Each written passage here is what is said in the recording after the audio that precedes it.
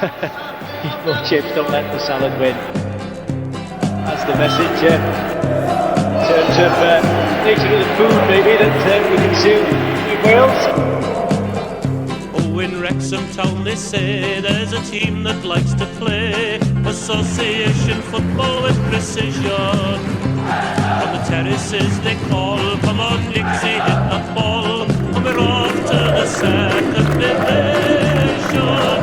Oh, we'll see the Reds with beer, and you will swear that you will see the vision. Top of Division 3, led by Arno Letty, we're off to the second division.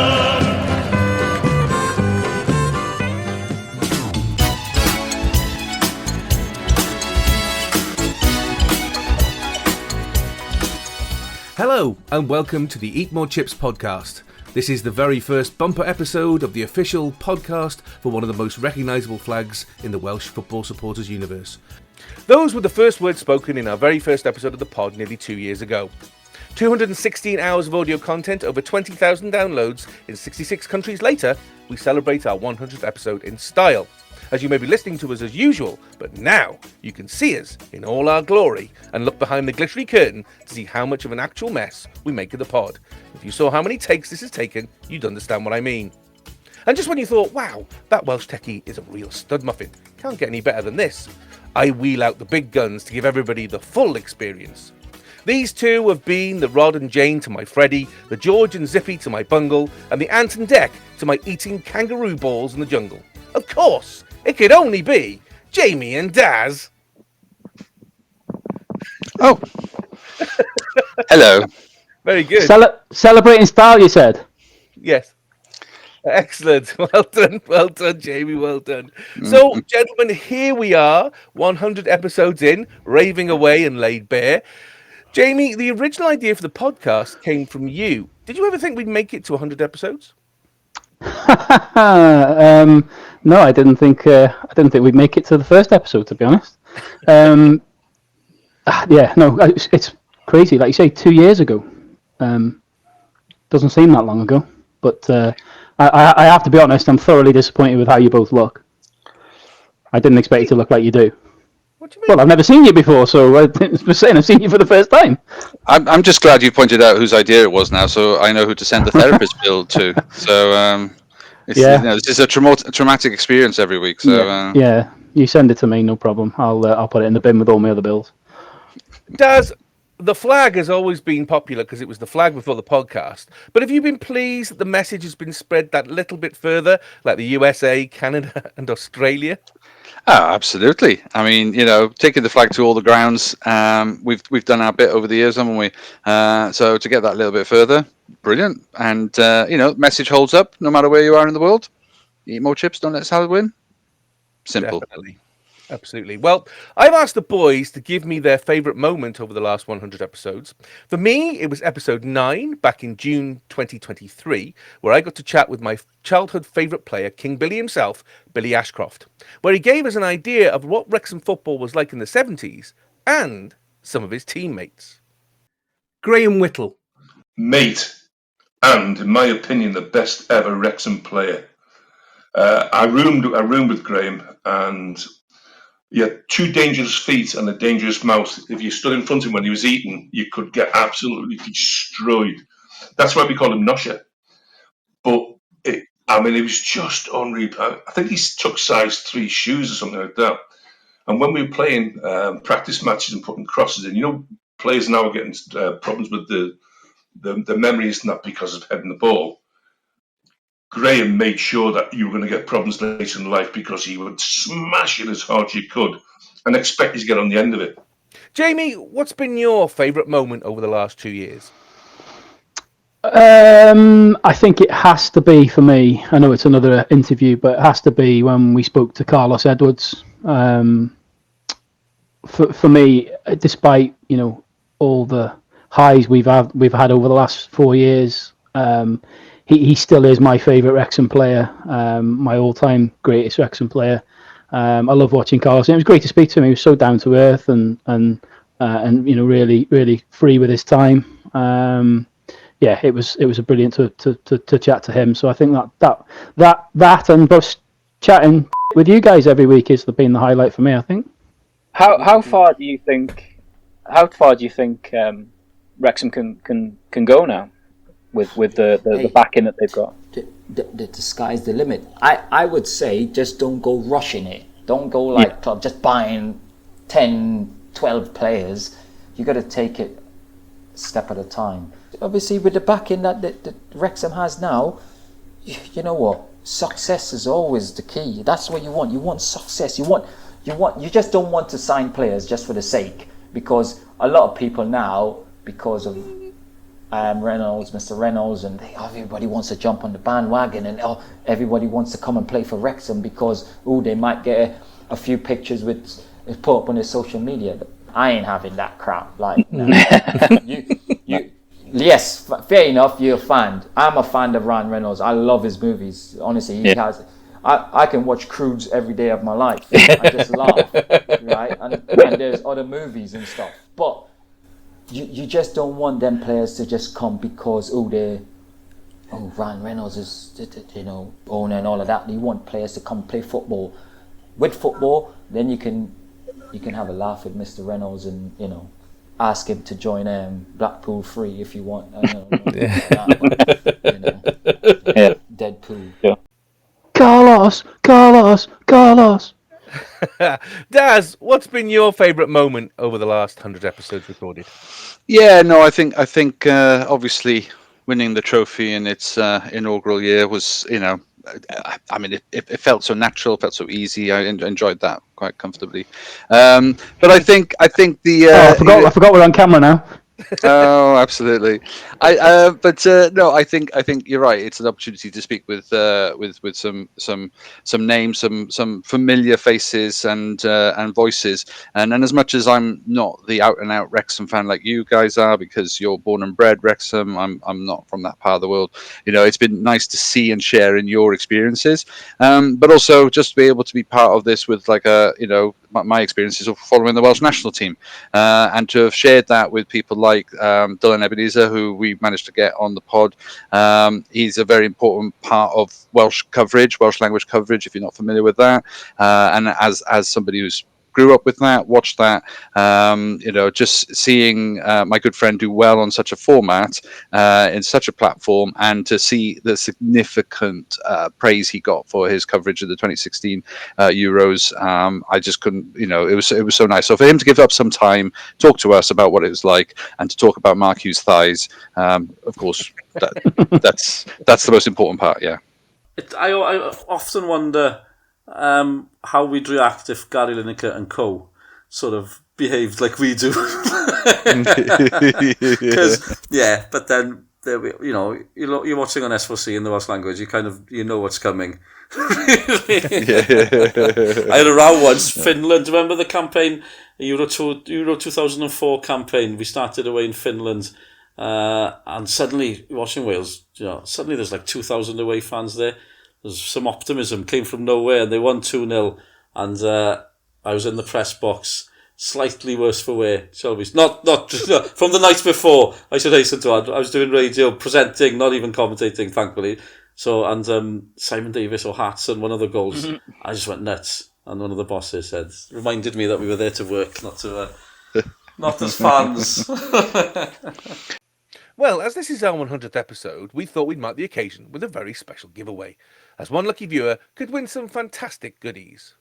First is this replica of my favourite ever shirt, the Wrexham AFC 1992-93 away shirt, originally made by E&S. Sponsored by Marston Ales, the group that then owned Wrexham Lager, the main sponsor that season. It has the red and white checkered collar and cuffs, and the badge with the original formation date then thought to be 1873. But as this is such a special occasion, we couldn't just let you have one shirt. So as well as having that one, you could also win this. Yes, it's a current season away shirt, match worn and signed by the yellow card queen herself, Wrexham Women's player, Phoebe Davis.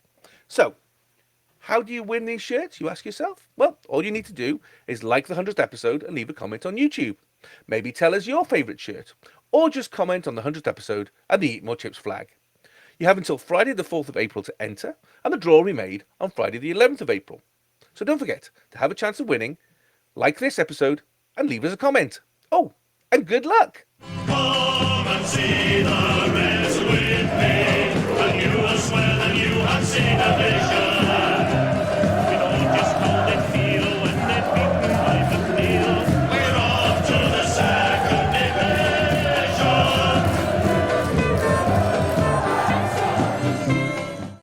A lovely spring day interrupted with a torrential downpour was the stage for a major EFL clash as Wrexham hosted Stockport County. Phil Parkinson made no changes from the 1-0 win over Wycombe the week before. Okonkwo in goal, Cloworth, O'Connell and Brunt at the back, Longman and McLean in the wings, Dobson, James and Rathbone in midfield, Rodriguez and Smith up front. Another scrappy game infused with the odd moment of action, with Stockport having most of the ball but not doing very much with it. In the end, it all came down to a wasn't it penalty, when Toure was judged to have handled the ball in the box, not initially given by the ref until he talked to his assistant on the sidelines. Up steps J-Rod, who takes an absolutely dreadful penalty but manages to slot in the rebound. The game always looked on a knife edge with both sides going close. Arthur had to pull off a tip save onto the crossbar, Rathbone missed a nailed-on header, and Stockport had a man sent off for 2 yellows. This game had everything, and Wrexham managed to hang on for the 1-0 win.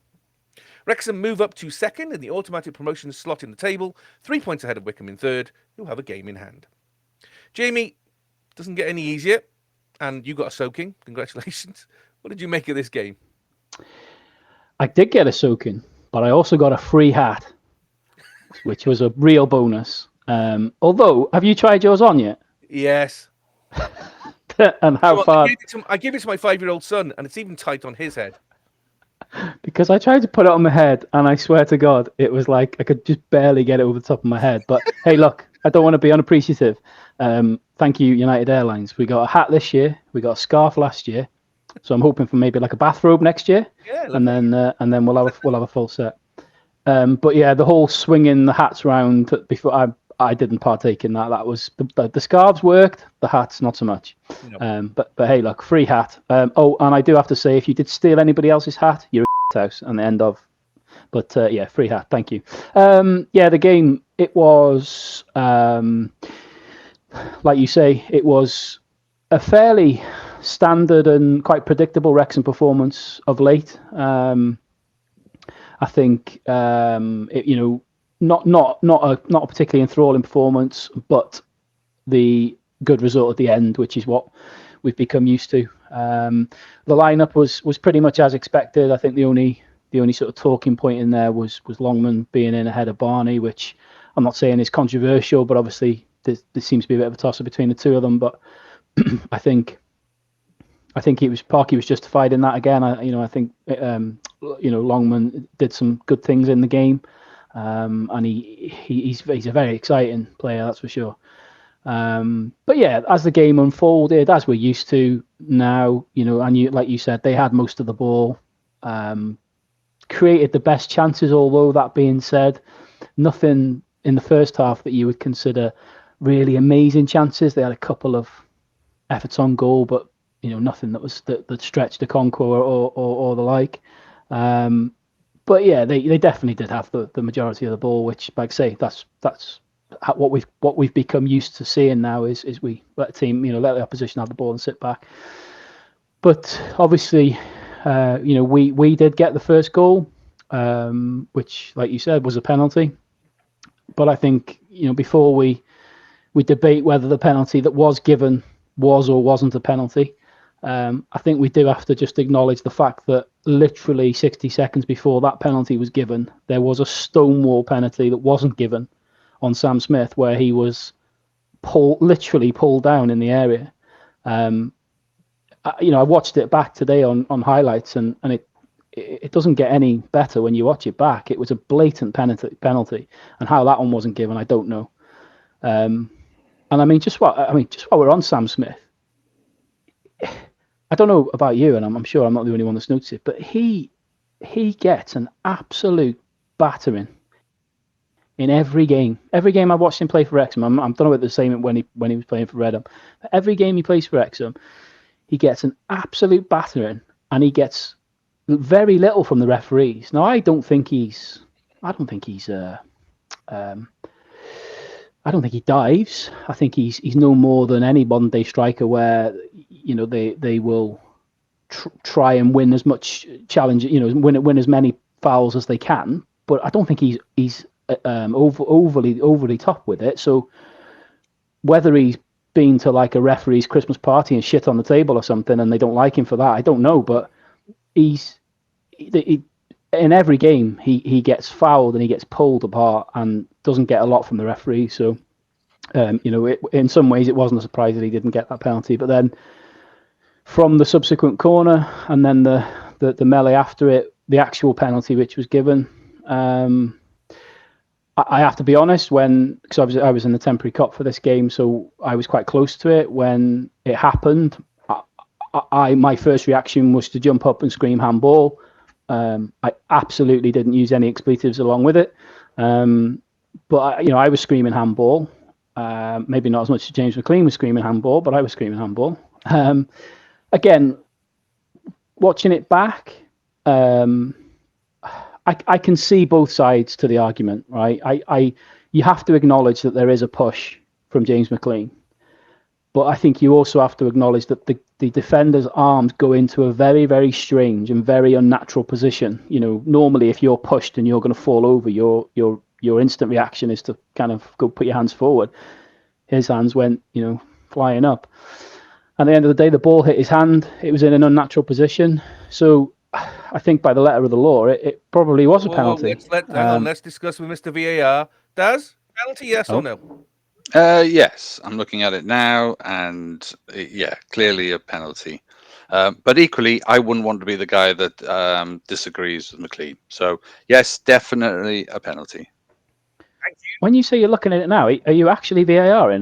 Yeah. I'm just drawing. I've got my pen, and I'm just going to draw a couple of lines on the screen now. And you need somebody sitting next to you and then looking at each other all confused, like as if you like, what do you think? Because that's what. VAR I see. Does. Oh, I'm a Billy No Mates, but I can pretend.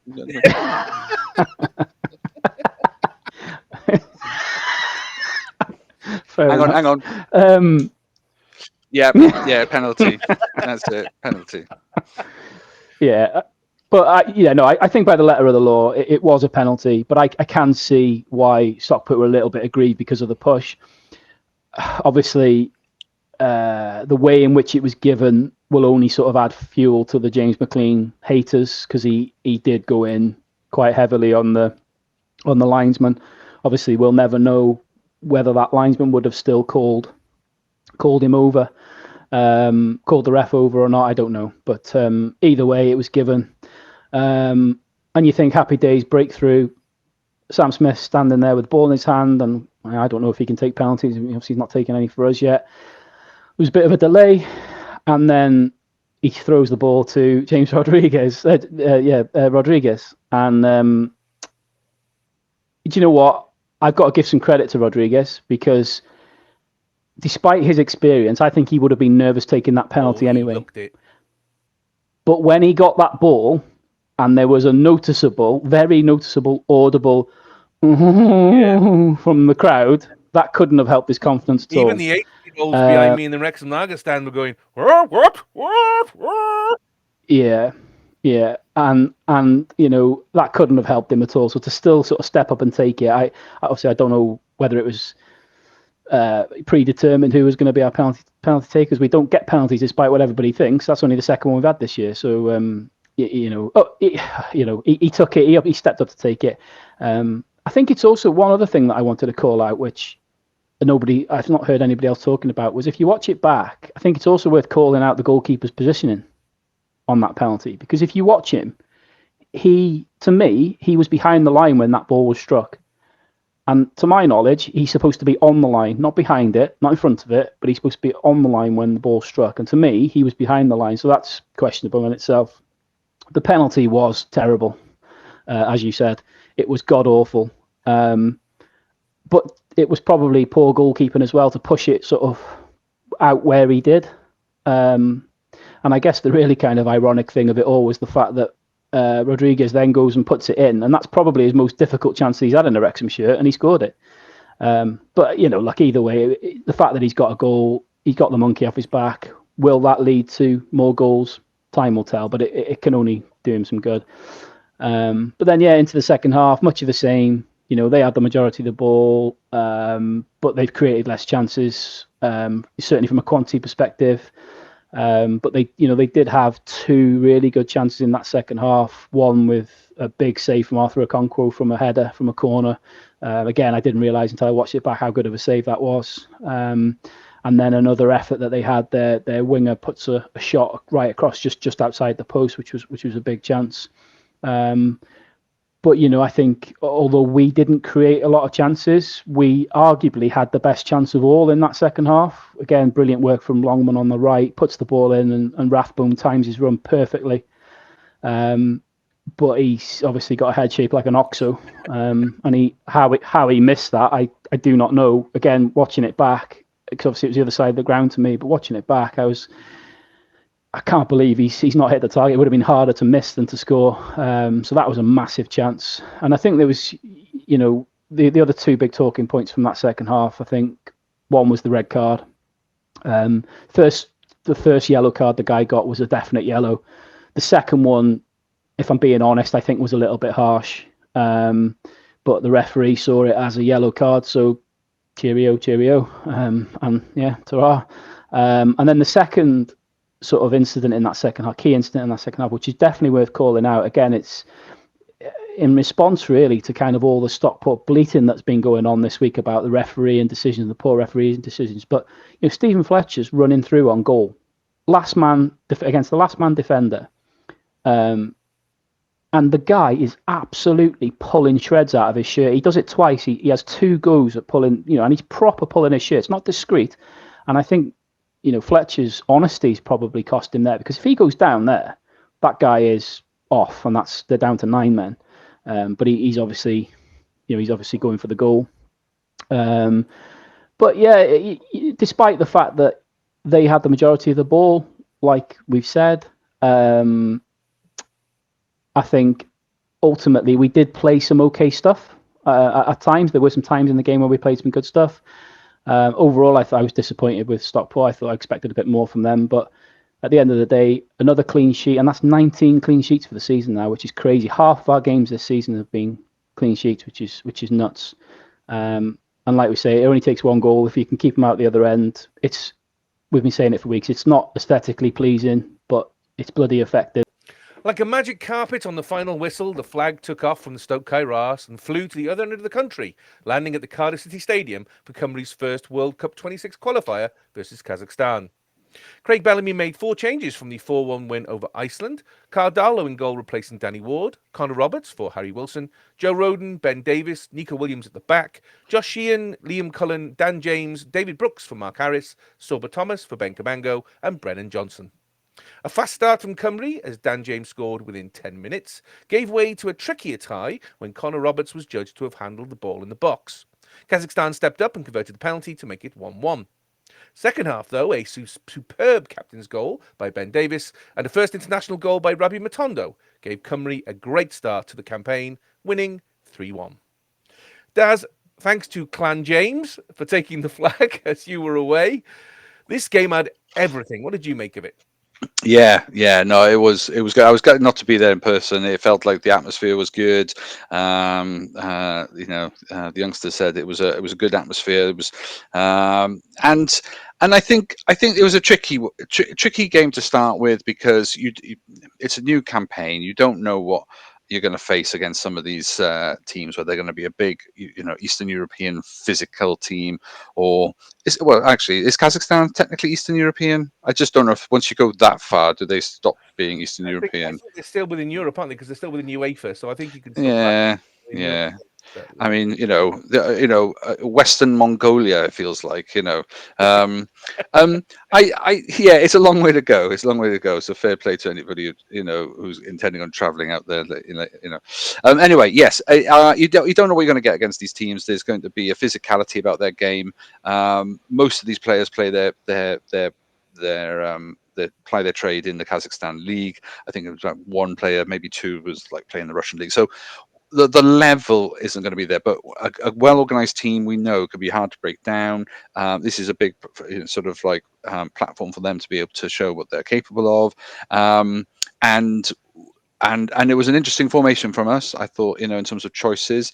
And it seemed to prove, very successful. That early goal settled a few nerves, for us to dominate. I think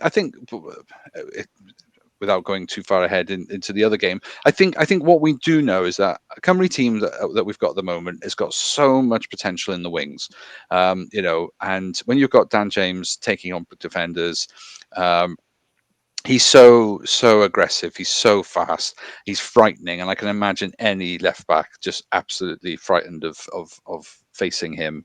And it was interesting that they played him as a right winger because, of course, they wanted to make the most of Sorba being on the left wing, who I also thought had a great game as well. So you've got two very attacking players. And here lies the crux for me, is that when we don't have a keeper in the middle, or what we would class as an out-and-out number 9, I think we don't make the most of those wings, that wing play, the crosses coming in. We're missing chances after chance. Yes, it's good to pull it back to the edge of the box, and you've got a Brooksy running onto it or something like that. But Johnson's a right wing, so we've got two world-class wingers in James and Johnson. We just don't know how to use them both properly. I'm not entirely sure Johnson's the right person in the middle, but he tries. I can't fault his effort. I just don't think he's that kind of. He doesn't think that way, and so I do think we're missing your number 9 out and out, and that was shown really when you've already said that Rabi scored the third goal. Well, he is a number 9. He does sort of time his runs to the edge of the box and was in the right spot for two. So I think it proves the point that if we've got the right players in the right formation, so I've got to credit Bellas the fact that he is trying different formations out. I think he's found some.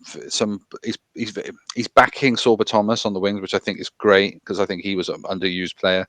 I think giving Rabi Matondo a bit more time up front because I think he's an underused player, and so pleased for him for his first goal. I think Cullen in the middle. His link-up play was really good.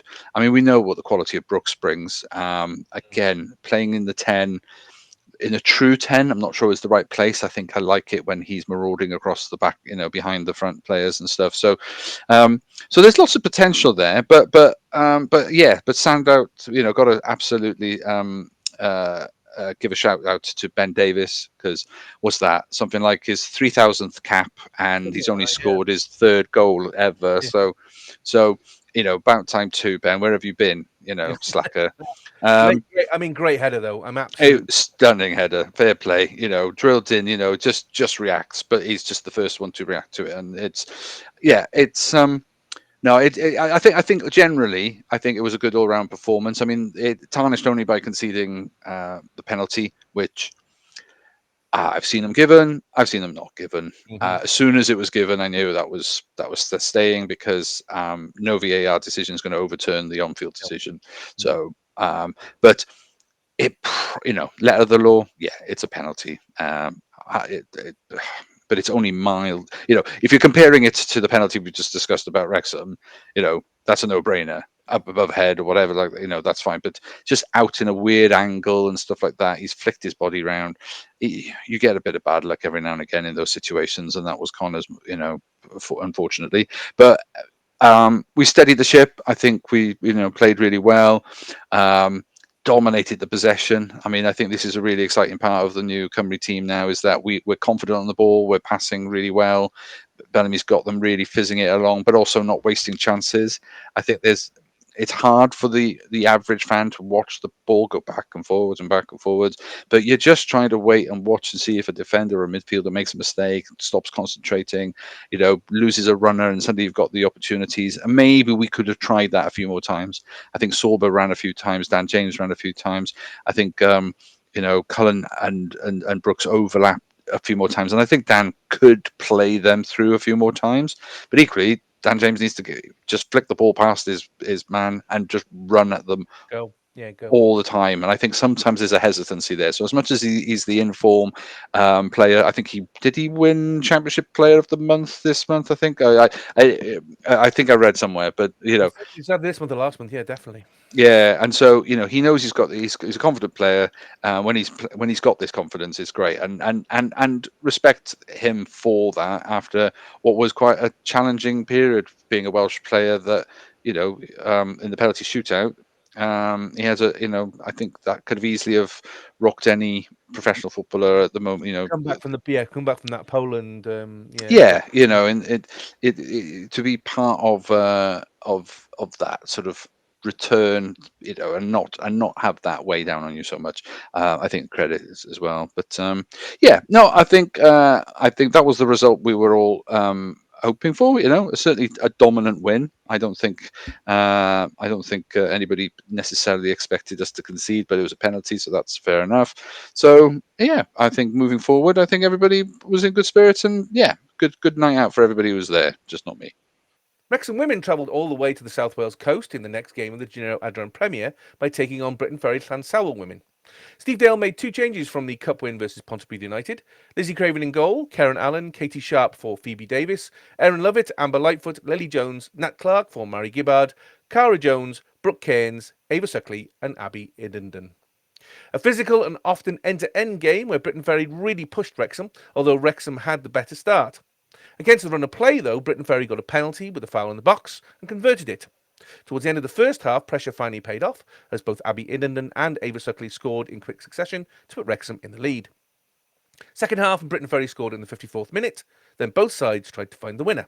But the game finished 2-2, Wrexham still in third in the table, 29 points, 2 points ahead of TNS in fourth, and 4 points behind Briton Ferry in second.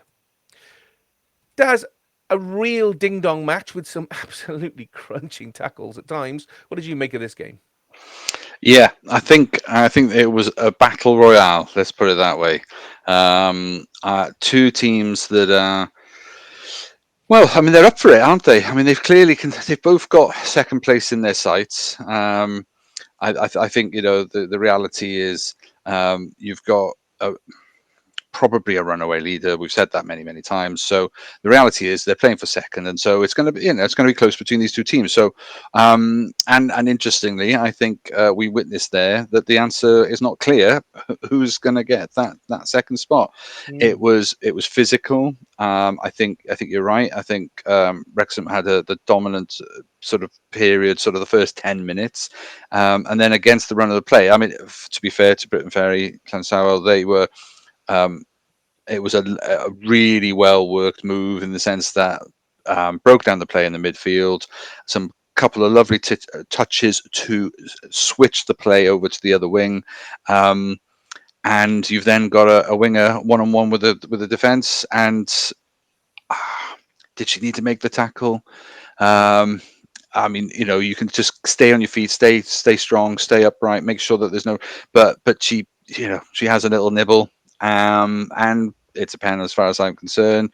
Yeah. It's unfortunate. And so to give away a penalty, it just felt a little bit cheap in that way. And then even the penalty itself, though, I still think Craven could have I don't know. I think she just goes way too early. Whoa! Just because we're filming it for a change, I can't have a go at the goalkeepers. No. I wouldn't expect anything less, Taz.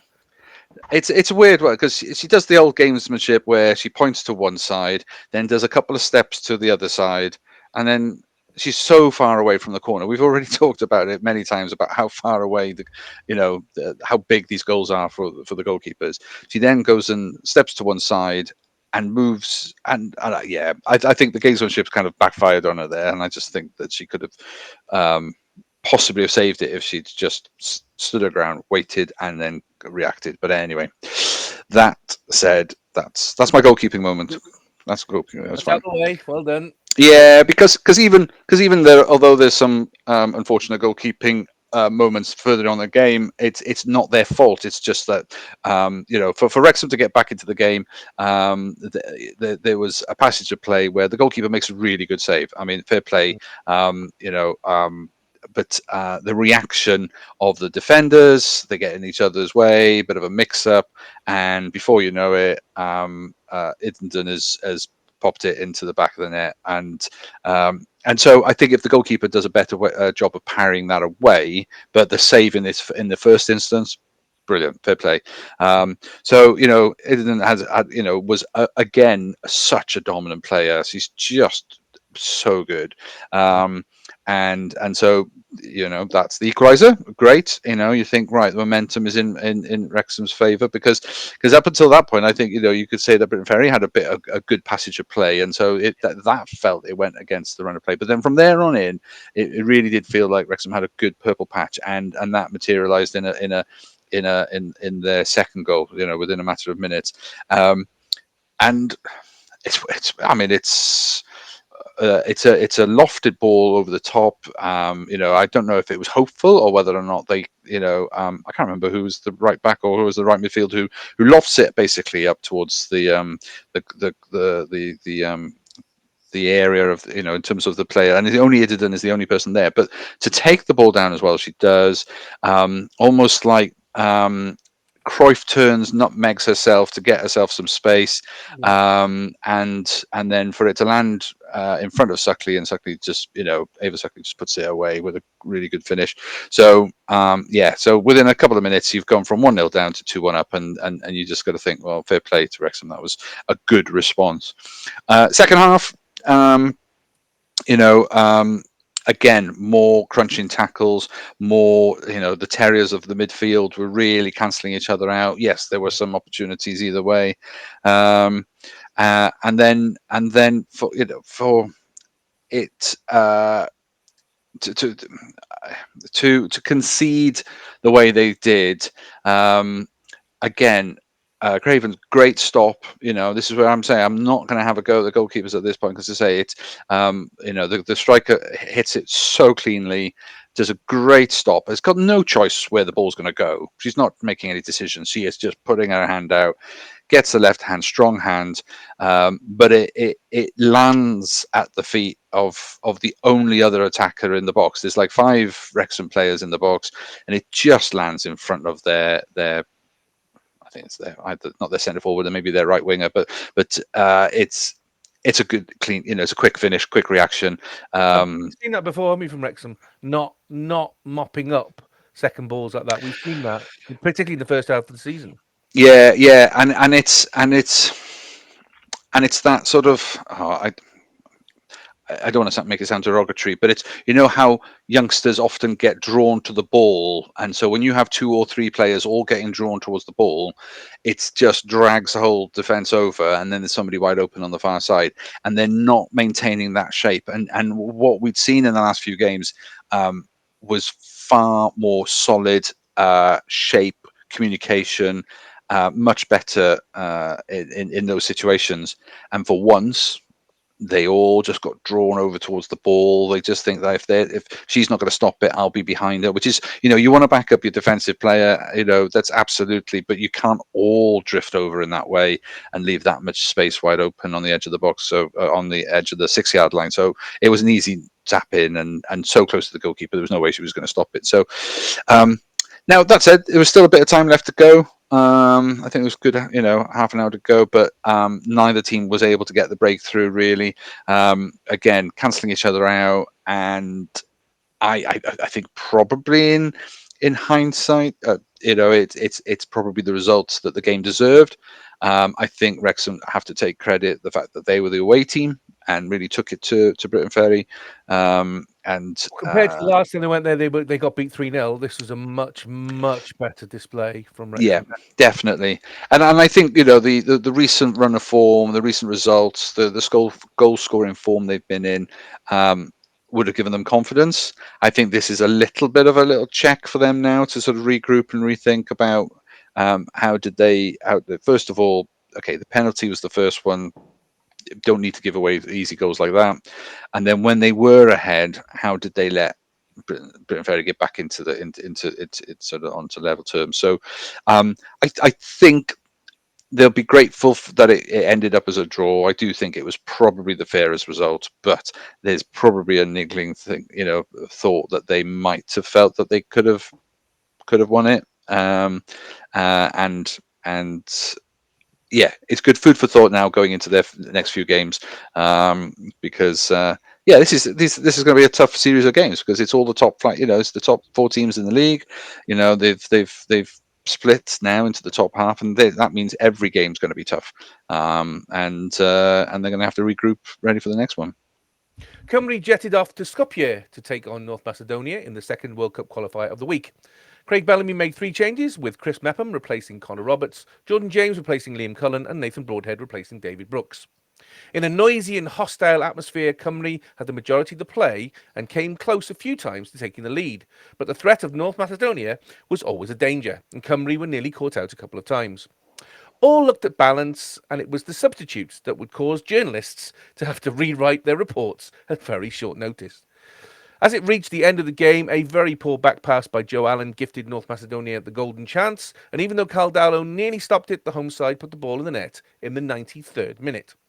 What looked like a gutting loss turned into something very, very different when a long ball from midfield into the North Macedonia box hit the head of Kiefer Moore to David Brooks, who managed to scrabble the ball past the goalkeeper in defence and rescue the point in the 96th minute and virtually last kick of the game. Cymru are second in Group J on goal difference with 4 points, North Macedonia taking that top spot. Belgium, the group favourites, are still to play a game. Daz? Oh, and breathe. If you're going to do anything, make it dramatic. What did you make of this game? Yeah, I mean, I think we have to sort of pick up from the last game, which is to say that they played really well.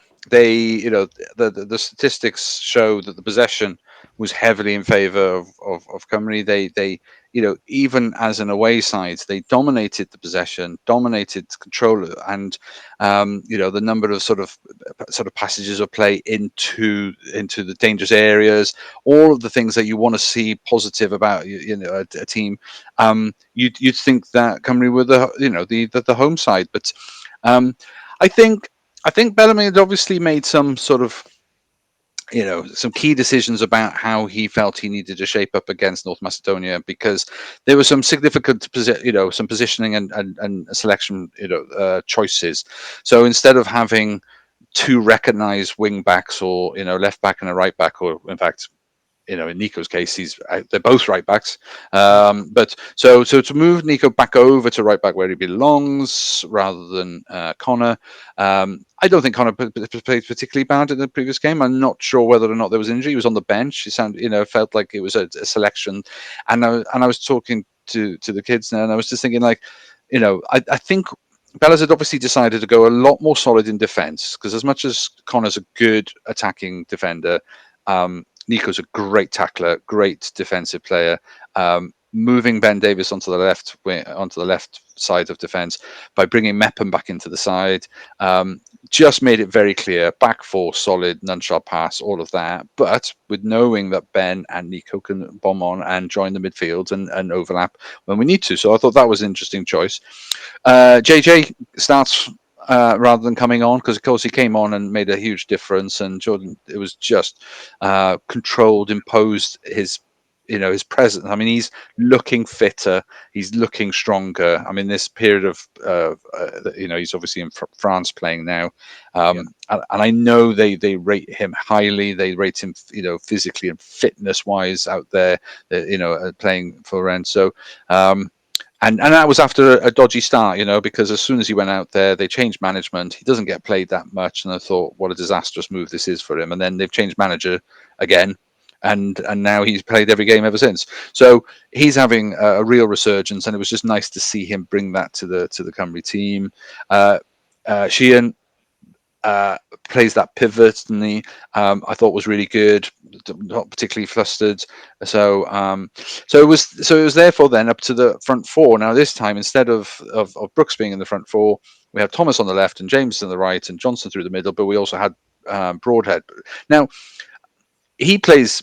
I watched him a couple of times for Ipswich, and he plays with like a free role, and and it just felt like Bellas was trying to utilize his style of play at club level into the international setup, Yeah. and just let him link up with play, drop back into midfield, take the give the overlap on one side, give an overlap. I mean, he busted a gut, did really well, but it was weirdly not as effectual as I thought it was going to be. And still, with Johnson through the middle, we still don't have that out and out number 9. And maybe Broadhead being the number 9 would have been a better choice, but where do you put Johnson?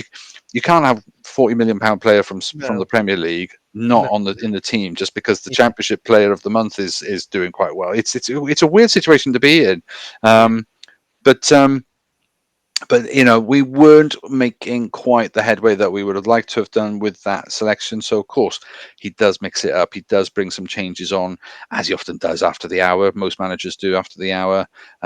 So bringing Kiefer on.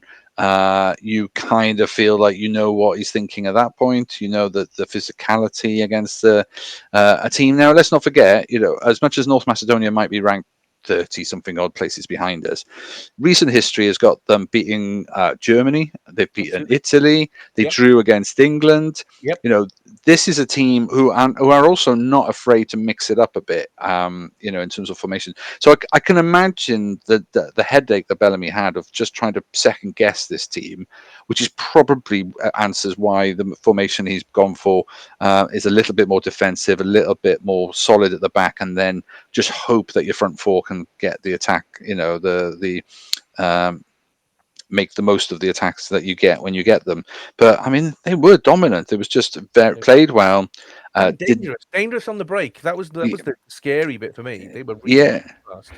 Yeah, but we missed chances. We didn't, we didn't finish. There were lots of strong crosses. Now their goalkeeper did well, intercepted quite a few number of good crosses that had there been a more of a fox in the box, for a choice of a better word, where you get somebody running near posts, get somebody mixing it up a little bit. I just feel that Johnson's play is not that kind of player. He isn't reacting quickly enough.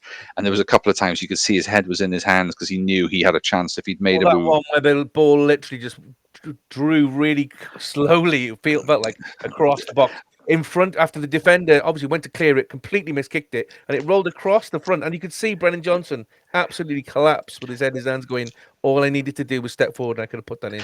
He's a probability guy because he's obviously thinking that defender's going to clear it, and he's assumed that he's going to do his job. What all the best number 9s, and if you look at your Robbie Fowlers, your Alan Shearers, the whatever, they will make that run regardless. They will make that run regardless, and if the defender does their job, fine.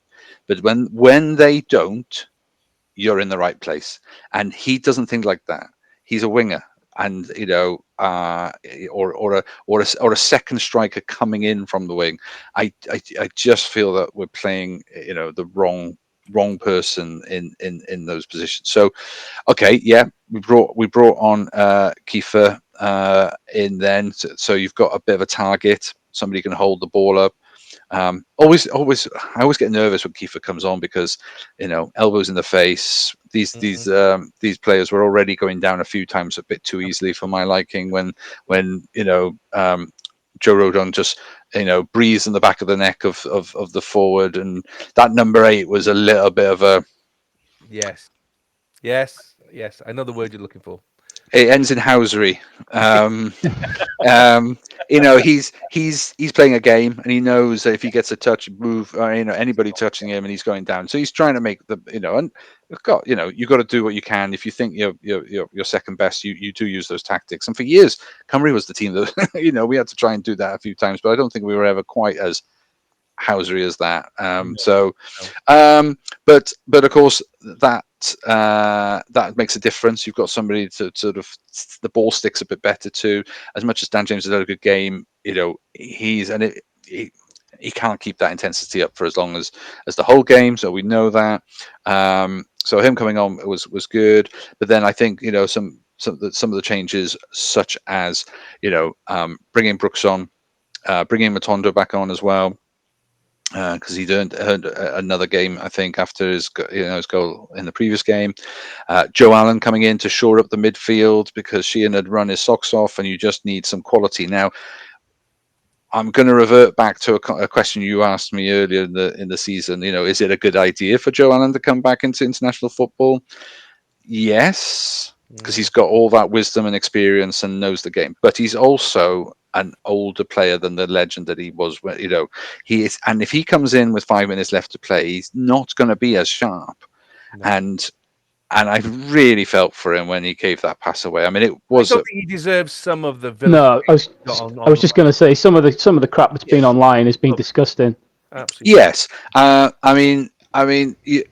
so you know a certain Cardiff City fan that I know, or we both know, who venomously hates the Jacks as much as any rival, and he was like, obviously, I saw as soon as he had it, I knew he was going to. I was thinking, like, I'm sure you did, because he's a Jack, but it was a mistake. He's done one. I think my daughter was trying to remind me of he'd done one not so long ago. Where it's just yes. But if you're going to put yourself and ask for the ball and be that person and be brave, then you're going to get those moments where you're caught out. Every central midfielder who plays like that will get caught out at some point, and it's just the fact that. But when you're brave and you play and you take those risks, and then it goes in your favor, of course. What an amazing, But Modric would do it.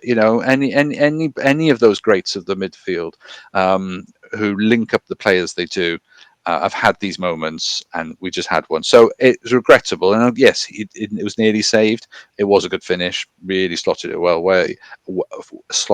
away well. But time was on our side. Mm-hmm. Their goalkeeper had, some injury that I couldn't see how he. I think he ran into his own player. Shoelaces, I think. He sprained his shoe. So he was down unnecessarily. So I do think some of the time wasting that they were doing has come back to bite them by the fact that they added, the extra minutes on it. Which is credit to the referee holding your nerve, because it's very easy to just go, well, I said 4 minutes, blow it 4 minutes. But he was going, no, there was a goal. So that goal has goal celebration. You've got to take all of that into the fact. So I thought of course I'm going to say that because we benefited from it, scoring in the 96th, and it was literally like 3 kicks away from the end of the game. So of course I'm going to say it was a great decision. But a lot of referees would have bottled that and have blown up. And so credit to him as well. So it felt like a win in the end, obviously.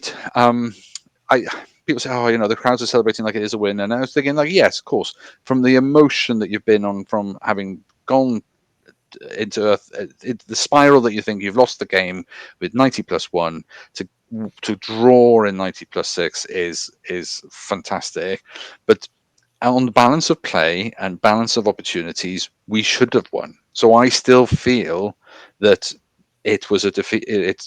We lost 2 points there. They're now top of the table. We're behind on goal difference. It shouldn't be that. However, they could easily be 3. That could have been a 3 points for them. Further ahead, and of course we're all expecting some tough games against Belgium, so it's games like against North Macedonia, the ones that we have to do. But I think they're a good side, and I can see them getting points against Belgium one way or another, whether it's a win on their home ground, because that was a great atmosphere for them, and of course made all the more poignant by the horrible tragedy that they'd had in a nightclub earlier in the week. And so there was a mark of respect at the beginning, and then there was a minute's applause at the 59th minute so that they could commemorate the 59 that passed. There was a lot of motion in that ground, and I think Cymru did really well to manage that. But I could see other teams going there struggling, and so I think for us to come away and be the first ones to come away there with some points, I think that may be the difference we need. So got to be positive. Me, I do like a half glass full moment every now and again. Hey! So he gets it in. So cheers. Yeah. Glass half full. Indeed. Are we sitting comfortably? Then we'll begin.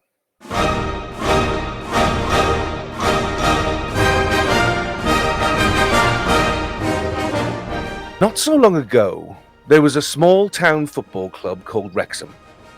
They lived a simple existence, tilling the fields, working the soil, and drinking the bar dry.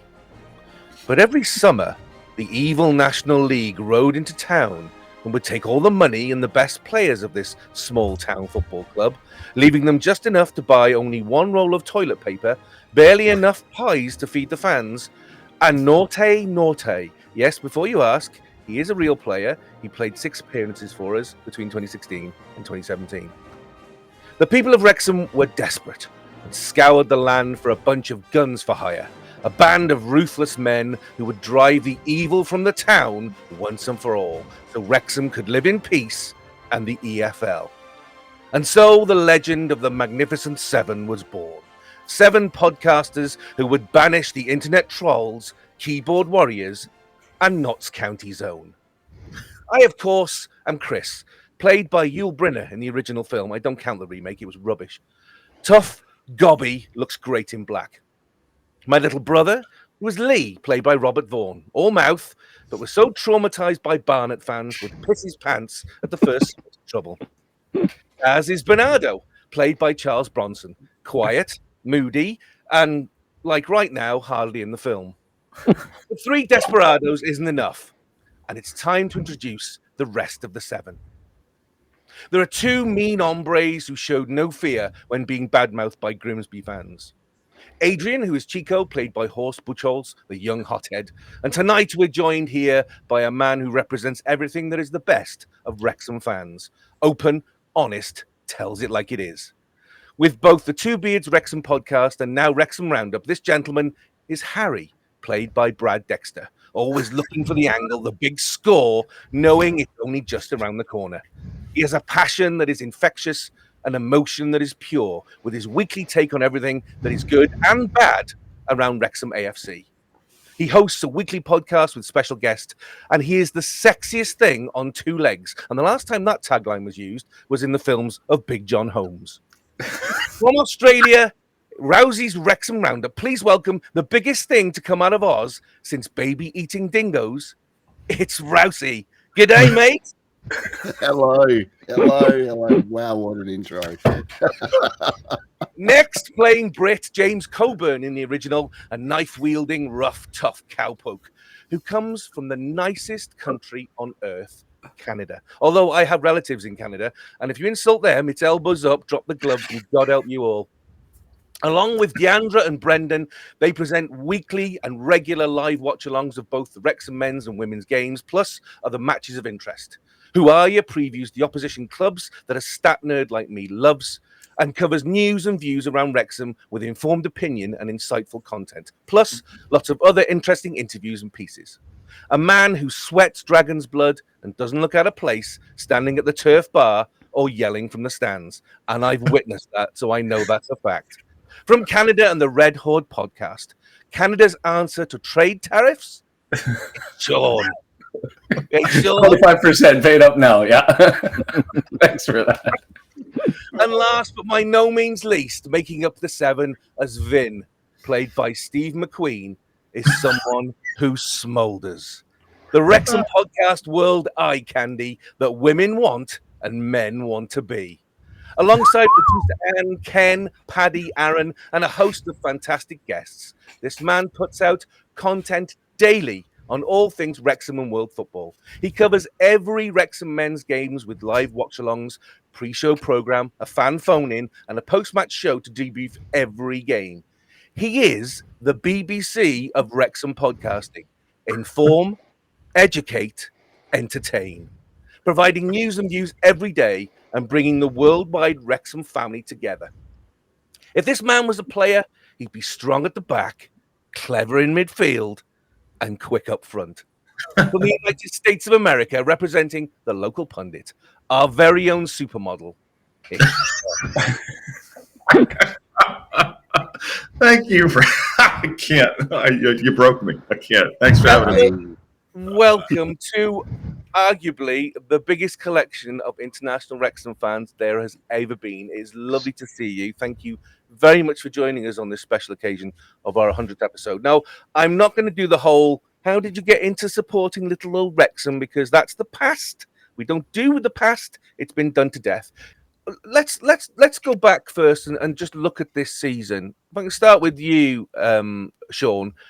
How do you feel this season has gone generally? Because some might say, Wrexham we're flattered to deceive, because we're in third, but we don't really deserve it. And yet others have said, well, you're in third, so you deserve it. I mean, what's your general take on the season so far? So way beyond expectation is the starting point. I would have taken mid-table or better. I mean, the reality is, how many games have we won by 2 goals or more? I don't know the number. I'm just throwing it out there. But it seems like every match that we play in is a 1 goal. And this team just finds a way to scrape, claw, befuddle, bewilder, and eke out points. And we've had somewhat of a setback there end of December, early part of January, where there was some panic buttons that might have been people were reaching for. But really, every time there was a knockdown, there was an immediate response. And have all of the wins been pretty? I don't think many of them have. But it's points on the board all the way through the season, keep on marching, find a way to recoil and reload. And the depth has worked out. The effort has mostly been there. A couple of games, the Reading one as a stand aside. And so I've just been impressed with the effort and the stick-to-itiveness of the team in finding an answer for whatever question was before them. What about you, Josh? What's your kind of taste of the season so far? Incredible resilience, I would say. I like Sean said, everyone's like maybe we're going to the middle of the pack. I thought we'd maybe get second, but then throughout, I think we've grown in the season, even though I think we've been consistent. I think some of the character that's shown on the pitch and almost the brute strength of us going to win away matches when we weren't great last year, but some of the characters that we have in there just keep going forward, like no quit. Again, Reading game aside, it's very impressive, and it's like you almost can't believe it. Yes, it's not over yet; still a long way to go with 8 games to go, but I think we just have unbelievable amount of grit and will and I think that it's got to come from Parkinson. Whatever anyone says about him, I mean, build a statue now. It's been really fun to watch and stressful. I don't know if I could take it another season, but really, really fun to watch. Rousey, I'm gonna ask you a slightly different question, but along the same kind of feel. Obviously, what's happening now is kind of mirroring what happened last season, where we set off really, really well, had a stutter around the Christmas New Year, and then we really came into our own towards the end. How do you feel last season feels different, if at all, to this season?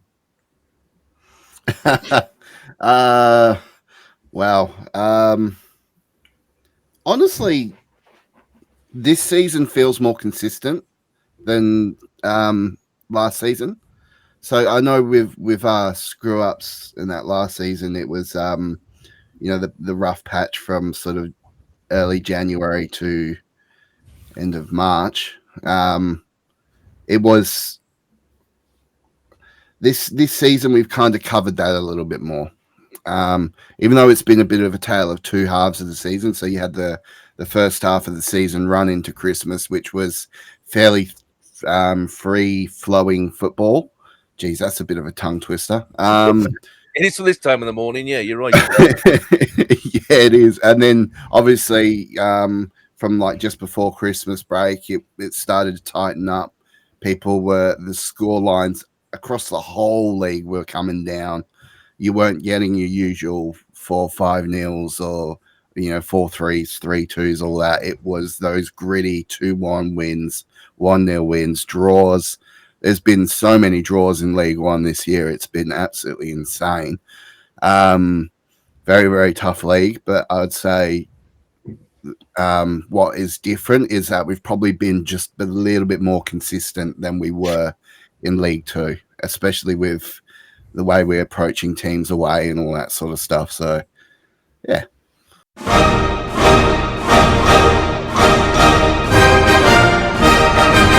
In what way?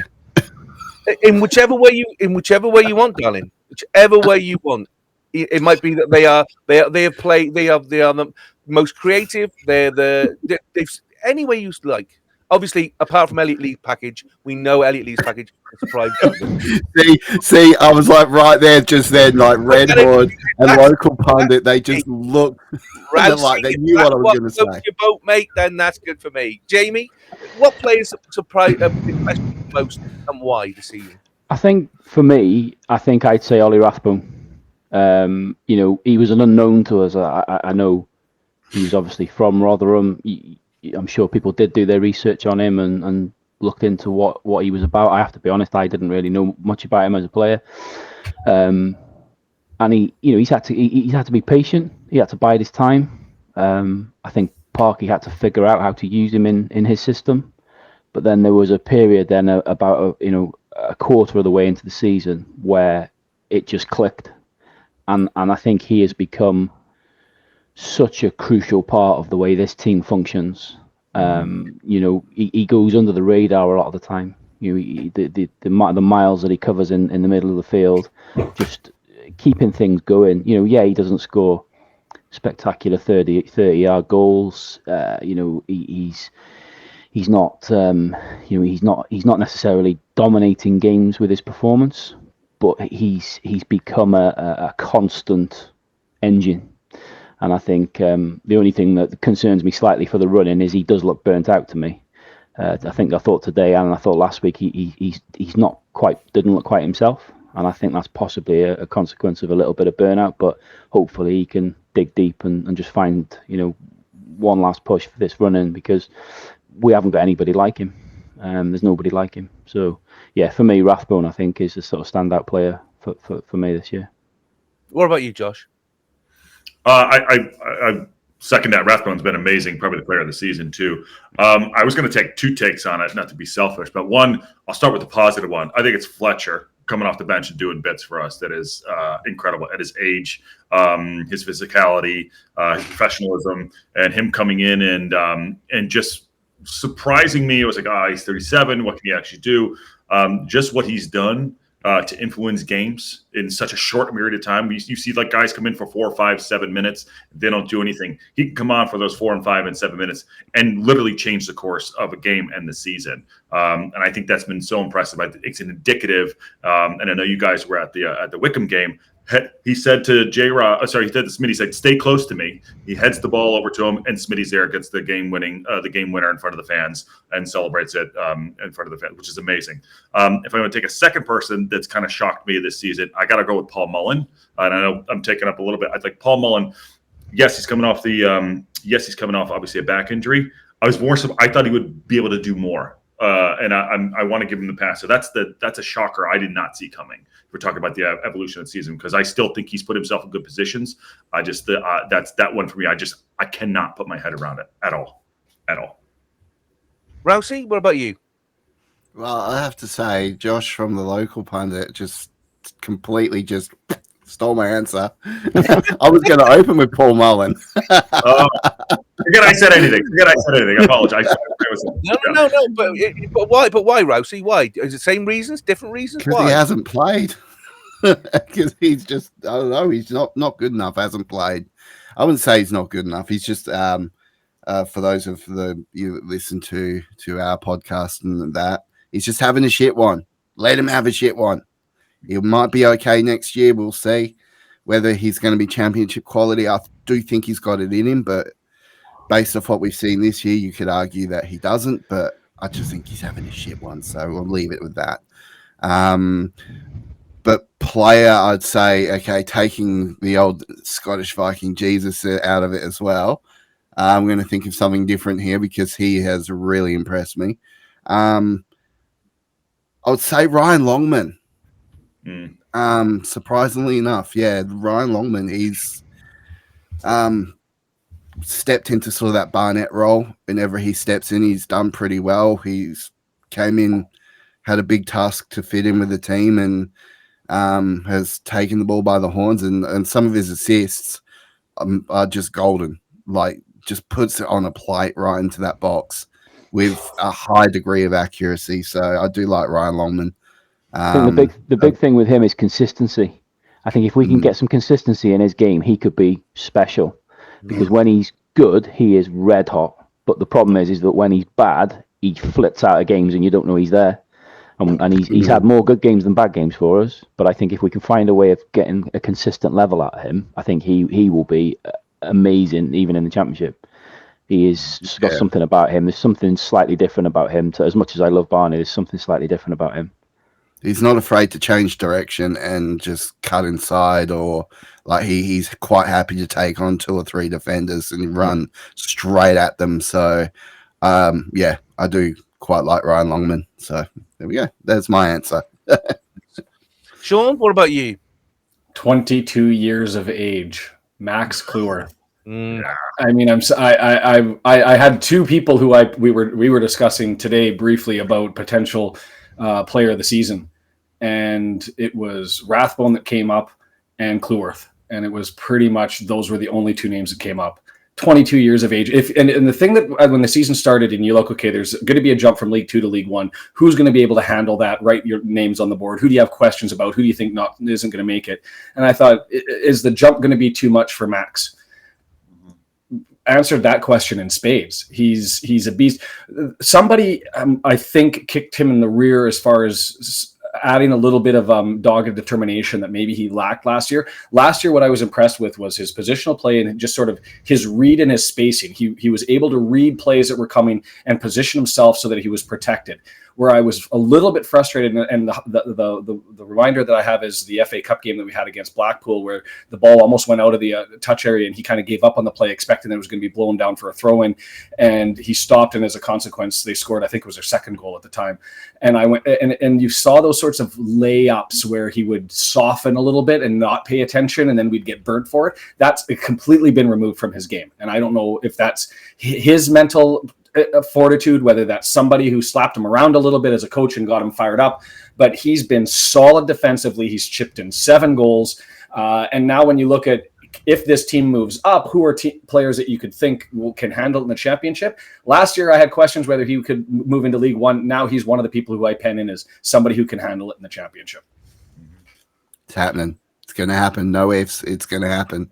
I keep getting told not to jinx it.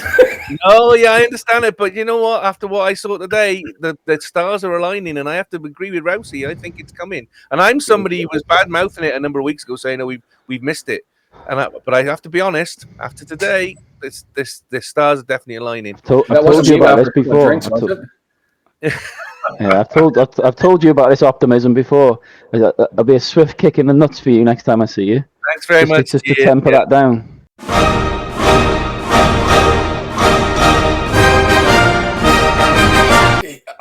Results matter, and the results are there. And so that's the lead out. As far as where I give him, to me, I think you can put him into scales. If you look at a manager, you've got recruitment's a key issue, and on that he hits home runs. He grabs players that fit a certain mold. You're going to get dogged determination. You're going to get people who fit his style. They have to pass the Plunker test.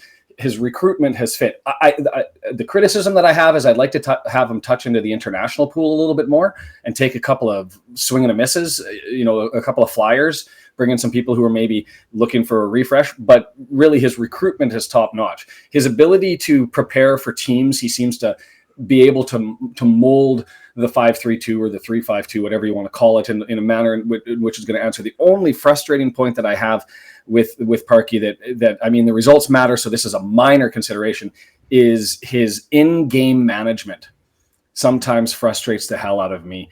4-3-3 coming late seems to be the only opportunity. Schedule the subs at 65 minutes, 72 minutes, and 88 minutes.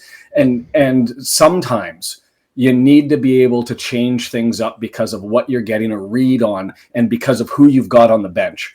And I think I think he could even be better as a manager if he addressed that issue. But who the hell am I to criticize when he's got the players in the door, they're fitting into the model that he wants, and they're getting results?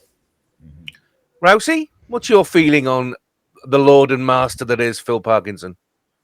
Do you want the long version, or do you want any version you want, sweetheart? You go for it. I think you're seeing a promotion master at doing his craft. I mean, he's taken 2 teams out of League 1 into the Championship, and that's no small feat. Just to do it once in your lifetime as a gaffer is huge, but he's done it twice out of League 1. And I think when he came in, you saw him planting the style of football that Red Horde has said is obviously gritty and determined.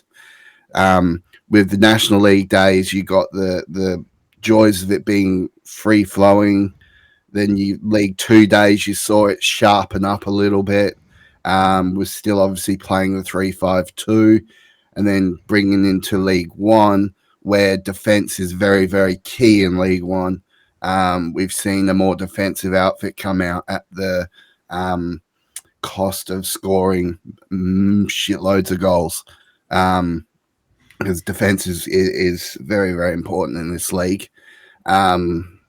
So I think you've just seen a promotion master at his trade, and I love the bloke. I think next to old Marky Robbins, I think he's earned a spot in my heart moving forward. I don't know if he's got what it takes to take us all the way, but I think what he's done for us right now, we need to build him a statue right in the middle of Wrexham. Well, I think if I ask Josh, I think I know what the answer is going to be. But Josh, tell us, please, what do you think of Phil Parkinson? No, I want to know what you do. You want? I want to know what you think I was going to say. Then it doesn't matter what I think. Okay. I oscillate between love, respect, and frustration, but more love and respect than the frustration. Because some of the things that Rousey and Sean have hit on, those things you got to kind of park and put aside. There's the results do matter. Sean's 100% right. And, also at the same time, he's given us so much joy. So his evolution has been like something that we can grow on together. Listen, I'd said, I think during the week that we were built for these moments. He's built this team basically for, league football, yes, but almost like cup tournament football. He just breaks down the game in a certain way. He's got the players that he wants to come in. He does recruit well. I think he's a great man manager too. And the results are I mean, the proof's in the pudding. And yes, understand the criticism might not be everyone's cup of tea. We're looking for sexy football, but go back and watch some of the games. Go back and watch some of the other games of the other teams. They get carved open and then it's over and you can't recover. So he keeps it tight. If it's a 1-0 or a 2-1 victory, that's what Parkinson does. But there will be a statue on there. And if we go up again, I think it's going to be one of the greatest things in sports history, especially for Wrexham. But, I love him. I respect everything about him too. Does it come with some frustrations? Yes, but nothing's perfect. 75%, I'm good. Take it. I really am. I'm good with it. Jamie, I think I know what your answer is. I think in Maine, I echo what the guys have just said. For me, I have nothing but the utmost respect for the guy, and as far as I'm concerned, he can walk on water and will forever be a Wrexham legend for what he's done to this point. If nothing, if we achieve nothing else from this point, getting us out of that hellhole of the National League and straight away then out of League 2 was phenomenal. I personally, from my own perspective and enjoying watching games of football, I don't particularly like watching the way we play. If I'm being brutally honest, I don't think it's very attractive football, but it's effective. It's very effective. And he knows how to win more football games than lose. And he certainly knows how to set teams up to go through a season campaign in a grueling National League, League 2, League 1 level, and ultimately get success. And surely that's the most important thing. I read some tweet earlier on from some bitter Stockport podcast. And some better Stockport podcast. No, believe it or not, yeah. But there was some RC comment about how terrible we were and how terrible we played, and I wouldn't want to watch that every week. And my answer to that is, you're full of shit, because you would watch that every week if you were winning and you were doing what we're doing, which is looking down on them. So, would I love to see more attractive, more entertaining football week in, week out, or more often than we do? Of course I would. But would I take that over? Would I take that over results? Absolutely not. I think the one big question mark over Phil Parkinson going forward is tactically. At some point, I think his tactical ability there's going to come a point, if we keep going up, where there'll be a ceiling, because he is very one-dimensional. He is very I play this way. This is my way. I will set my team up. I will build my team, my squad to play my system my way. The plan B that Sean mentioned before that we see in desperate times, the four at the back and the diamond, that's the only variation I've ever seen. We don't have plan Bs, and there are.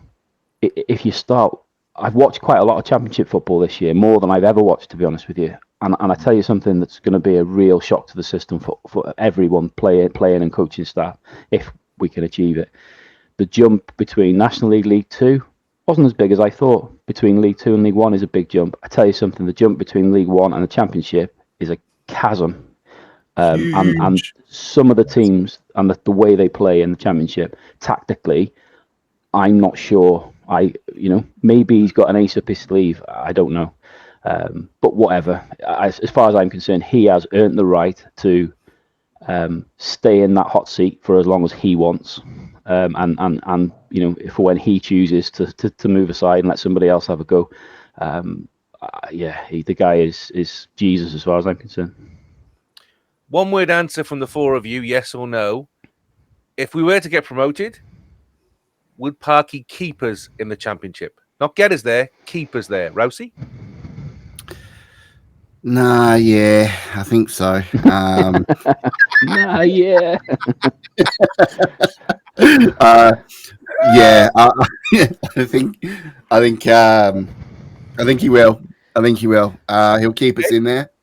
I'm coming from someone who watches a lot of Championship football over the years.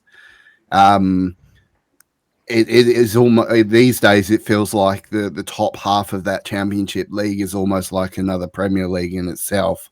And I think if we do go up, if we don't make any changes and have our blinders on, we would probably just escape relegation out of the Championship, possibly even get relegated, but I'll just say stay out of it.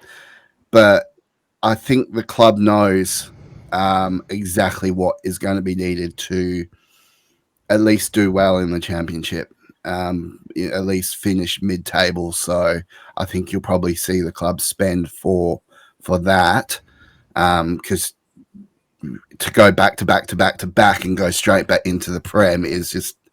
I'm disappointed, Rousey, because of everybody here. I thought you would be the one that would say, "Yeah, no problem, back to back, no problem, it's on."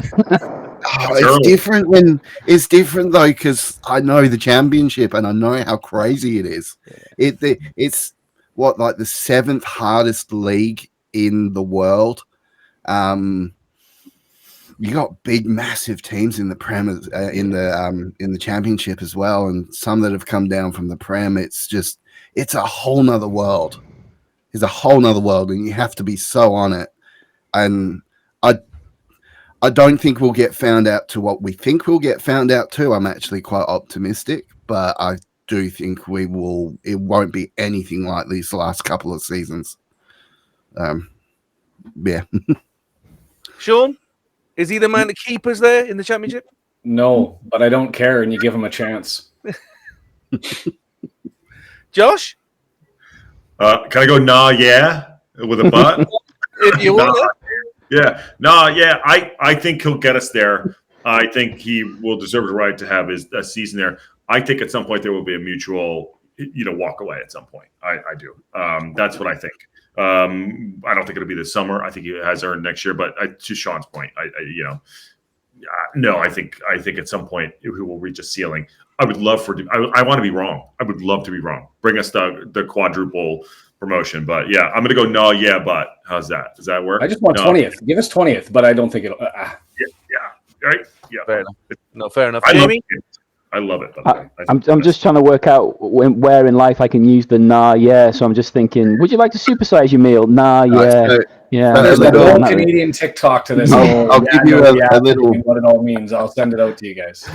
I'll give you a little Aussie lesson, right? So, nah, yeah is no, and nah is yeah. There you go. Yeah, I'll never remember that in the morning. I think, like Sean's just said, and like I kind of alluded to before, I think he absolutely has the right to get us in there and see how it goes.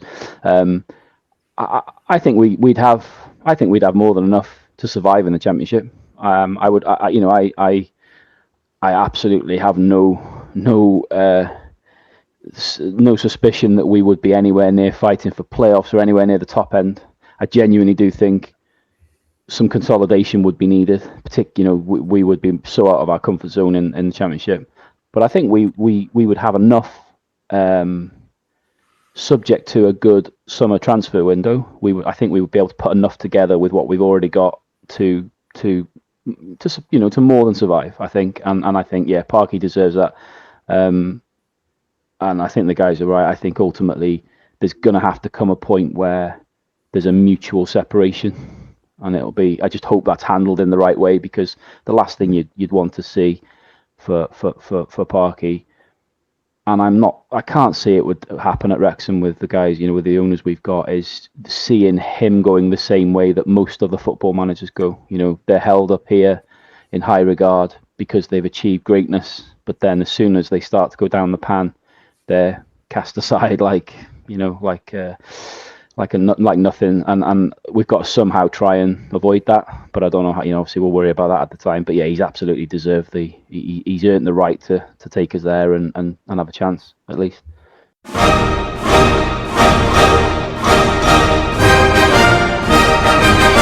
Bloody foreigners taking our tickets. I haven't been to a game yet, so I didn't take anything from it. No, hey, look, exactly like you just said, like we spoke today when we saw those two groups of fans. It will never not be weird. I've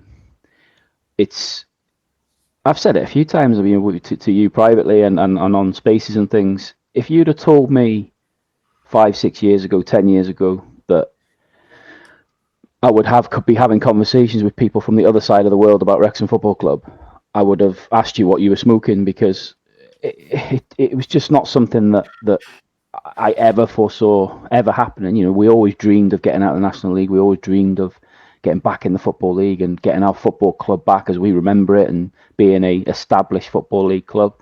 But nobody could have foresaw what's happened. But one of the genuine positives for me, and I know it's had there have been a lot of people who have said negative things about our international fan base. Not many, a small minority. But for me, it's been a massive, massive plus side to this whole journey, is getting to meet and speak to people from all over the world about a shared passion. And whether somebody has been a Wrexham fan for a week because they've just happened to find the documentary, or whether they've been a Wrexham fan for 50 years, a fan's a fan, and they're all, everybody is all wanting the same thing. It's like I said to you today, it will never not be weird, no matter where this journey goes. And if we're having a conversation in 10 years' time and we're just about to play Real Madrid in the Champions League, it'll never not be weird, the whole international fan base thing. But yeah, it's incredible, and so many just so many amazing personalities that I've bumped into, and I say all have the shared passion of our football club, which is just crazy to think. The thing that gets me, that shocks me more than anything, time after time, and again we joked about this today, is the fact that how obviously all these international fans, they come over from wherever and they make this glowing opinion of Wrexham and the community and the people, and I'm thinking, are you sure you come to the right place? Yeah, I left it because it was a shithole. I don't understand. Well, that's what's going on there, to be honest.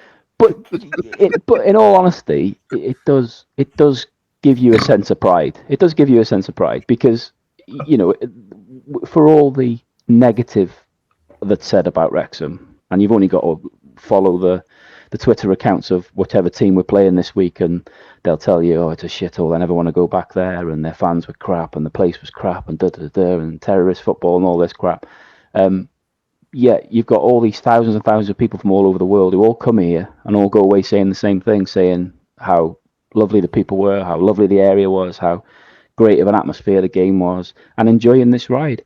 So yeah, it's been for me, it's been one of the absolute highlights. So, yes, the football and everything's been going on in the football club is a dream, but having this new extended family of fans has been brilliant. Apart from these three. I'm only going to give my opinion on one thing tonight, and this is it, because I'm the interviewer tonight, not giving opinions. International fans for me have enriched the Wrexham experience for me. I've been a Wrexham fan since I was 4, so I've been a Wrexham fan over 50 years, and it really has enriched the experience for me of having people who it's like having a beautiful painting that's been hung on your wall for a long, long time, and you've looked at it every day. And because you've looked at it every day, you've forgotten the beauty of it. And then somebody comes along and looks at your painting and goes, "My God, that's beautiful." And you look at it in a whole new light. That, gentlemen, is what you three and thousands of others of people that you represent have done. You've showed me my football club in a brand new light and shown its beauty with passion and with pride. And that, for me, is worth $1 gajillion if such a thing exists, because you can take it for granted so easily, with the things. Hence why we nearly lost Wrexham, because we took it for granted. You can take things for granted like so easily, but the people like yourselves have come along and you've looked at it and you said, "My God, this is beautiful. This is special." And that, for me, is worth, it's more than its weight in gold. Now, let me flip it on you three. Let me ask you the question, and I want you to be honest, please. As international fans, do you feel welcome? Josh, I'll ask you first. That was for me first? Oh, Josh, go. No, go ahead, John. I missed who it was for, so I'll just jump in, having been just returned from Wrexham. I mean, let's start at the beginning. There is a soul that exists in Wrexham, and that is what spoke through the documentary and captured, as much as the football and whatever the connection to people had for Rob Ryan and the story of promotion relegation, how different it was. I think it came down to the people and the stories and the community that ended up speaking, and it became very easy to fall in love with the club because of the supporters that were there. Now you become a supporter of the club, and it's very easy to get caught up in the negative stuff that goes on the internet and the language that's there. But when getting into Wrexham, the surprise to me was how positive the community was to not just the club and its position, and hey, we're in League One, which is where we belong and we can do better. We're playing Bolton on a glorious day in March, and this is amazing, irrespective of the result. But you feel that soul when you walk around town. My wife is from South Yorkshire. I've been to numerous northern towns, pit towns, coal mining towns, sort of the rough and tumble, and you see some of the negative consequences to downtown cores. That is not existent in Wrexham, and I think that's the trait of the soul and the heart and the beauty of Wrexham was always there. The documentary has ended up demonstrating what it is, and now the world is coming and seeing it, and because we're there, I think the shine is coming. Like to be downtown and to see smiles before match, after match, singing in the pub, people celebrating, welcoming foreigners, handshakes. There was so much positivity that I didn't expect, to be fair, which was maybe a little bit undeserved. I maybe should have expected more because I saw it on TV. I witnessed it in Vancouver during the tour, but it was there are amazing people, and it makes it very easy to fall in love with the club and what it's doing, because the fans that you're meeting are so exceptional. And so I have a massive increased appreciation for Wrexham from my journey over, and now I have an itch to get back. I mean, Rousey, you've got this to come because you're coming in November. Do you feel welcome before you come and actually witness it in person? I think I've always, yeah, definitely. I would say, yeah, I feel a part of the community, well, the Wrexham football community. But I mean, I was born in the UK. And lots of towns in the UK have so much history. You are talking about a place with one of the richest histories in the world, and none more than the North Walians. They've got so much history with what was it, King Edward, and the invasions and stuff, and all the. I mean, geez, you can't fart without looking at a castle in North Wales as well. So, I know a bit about England, having family over there, and I know a lot about Wales as well. And what I know is that Wales, the North Walians in particular, are very, very proud people, and they love where they're from. Generally, they will die for it. So, I gotta say, from that aspect, I kind of understand. Where was I fucking going with this? Jesus. I mean, are you looking forward to coming over in November? I'm really, really looking forward to it. I'm really looking forward to it. And I mean, the UK is home for me. And I think that's where I was going with this, is that there's so much history there that it's ingrained in me. And it'll always be home, whether I'm, got an Aussie accent and I'm half the world away. It's still home to me, and I'm looking forward to coming home, and I'm looking forward to coming and visiting Wrexham and getting involved with it all. And so I definitely feel a part of it, feel welcomed, feel loved. It's good because I've got I feel like I've got something I can give to the people of the world from a different perspective, but as well as being able to say, hey, I was actually born in the UK. So, it kind of makes me feel like I might know a little bit about what I'm talking about. Definitely. Josh, you've obviously not been over yet, but you've been to COSM, so you've been as close as you can possibly get without actually being here. I mean, do you feel welcome as an international fan? Yes, I feel welcome. And I think things like this, by the way, other international fans, podcasters, and people locally, this is a start right there for sure. Actually, I might be over for the last 2 games, so we'll see what happens. But I'm planning on that. But yes, do I feel welcome? 100%. I think, everyone has their story of how they got into it for sure.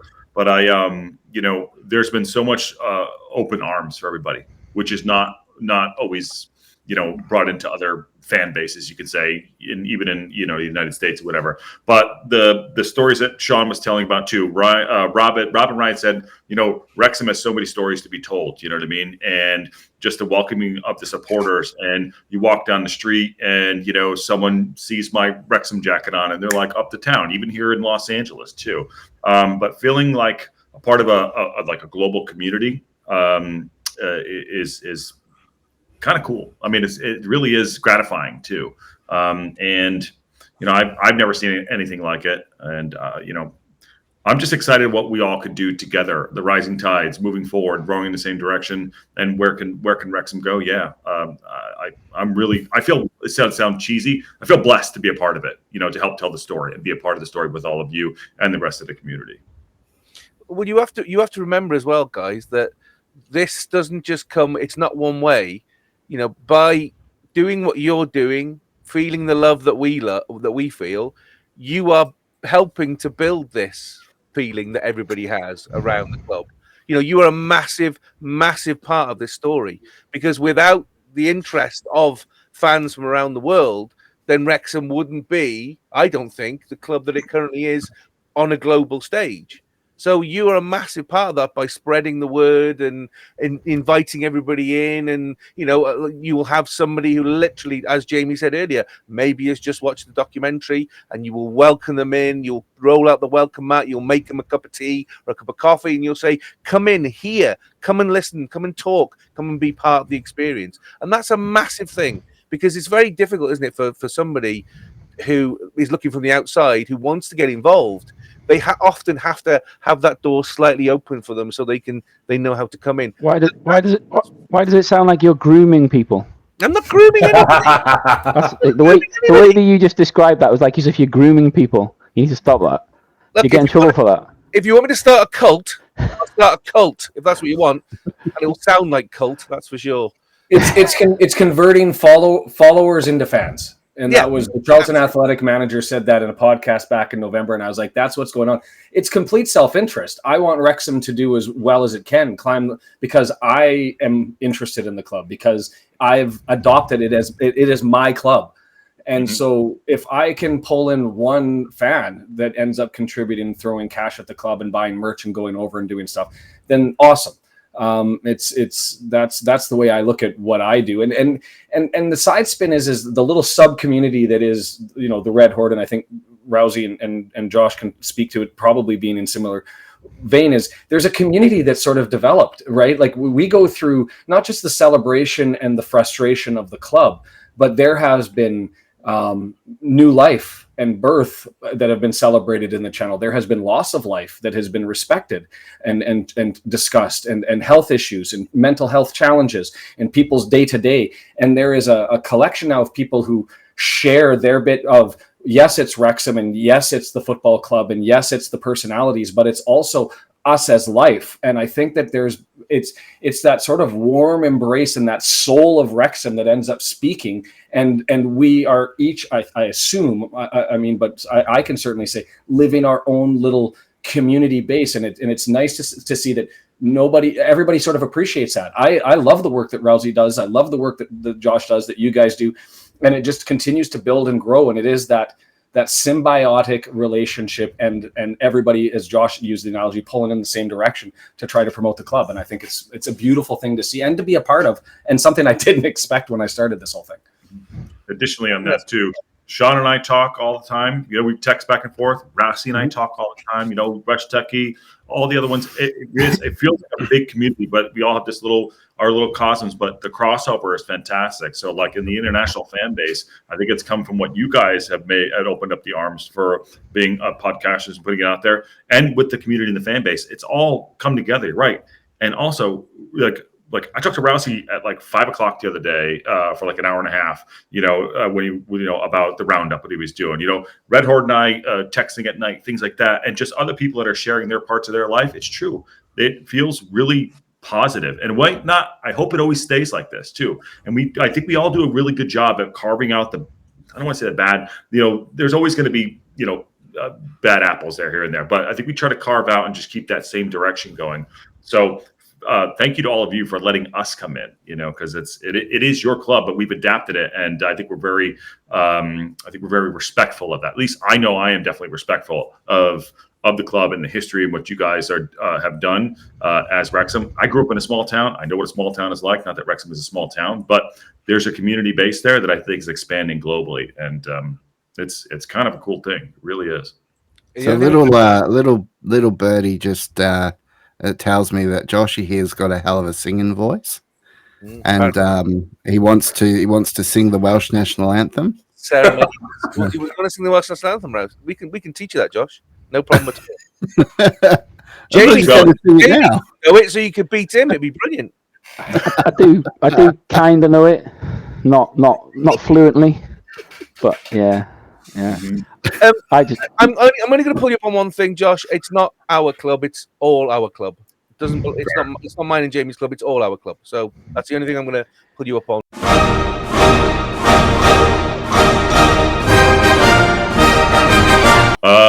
Dream big. So I'm going to go there. In 5 years' time, I think we have the potential to be in the Premier League. I think the ambition of what Rob has, following his career, one of my inspirations, Rob, and what he wants to do. I think that he wants to get us in the Premier League. And I think it can happen. I'm not saying it's going to be next year. It might be in the 5th year. I think we can go as far as we want to go. I think it's going to take investment. I think it'll take growth. I think we are battling on so many fronts on and off the pitch, building the new comp, getting the academy done. I think we can be in the Premier League. I do. Just because of the belief and the magic of what this is. I mean, it's essentially like almost like a Rocky story. Wrexham is like, it's kind of like a Rocky story. It can happen. It really can. So why not us? I would say, like, why not us? Why can't we do it? So in 5 years' time, I think we can be. I think we can be in the Premier League. And even Humphrey said, when Rob came to him and said, "Hey, find me a club that that we can get behind." And Humphrey, he did like cross analysis, probably had charts and things like that, which was amazing. And he said, "Wrexham are the biggest sleeping giant out there." And I think we are the sleeping giant, or the sleeping red dragon for that matter. So I think we could be in the Premier League. I like the way you say Premier. Yeah, definitely. That's very good. Sean? Premier. It's very exclusive, isn't it? Premier League. Mid-table championship after a reload. I think every documentary needs its knockdown and its comeuppance, and I think that's bound to happen. Look, we don't have the academy rolling, and that hurts on the production side of good players. It hurts on the financial side as far as being able to have football fortune for what you want to do going forward. We don't have a dedicated training facility. Michael Williamson really needs to get the lead out. I don't buy the drinking from a fire hose discussion stuff, but I'll leave the criticism of Mr. Williamson aside for right now. He's the only part of Wrexham that I have a problem with, and we'll leave that there. I think we're going to go up, if not this year, soon. But I do think we'll have a step down, and there will be a reload. There will be that readjustment from Parkey. There will be a new manager that's coming in. But I believe that, as Josh identified, that the intention is there, the dollars are there, the development of an infrastructure is being built, that I do see us getting to the Premier League at some point in time. I don't see it in the next 5 years. I think there's going to be an up, there's going to be a back down, the reload and the rise from the ashes after the beatdown, and we'll get up there. I can see the club potentially building towards, by the, I don't want to say near the end of my lifetime, but throw 20, 25 years down the line, of being one of those teams that sits sort of comfortably in the mid to lower echelon of the Premier League. It has the fan base. It has the North Walian access as far as geographical. Like, you don't recognize and realize, even though you look at it on the map and you've been to the UK, how close the clubs are together, right? And Wrexham's blessed in the sense that you have a lot of area to draw players, to draw fans, to draw.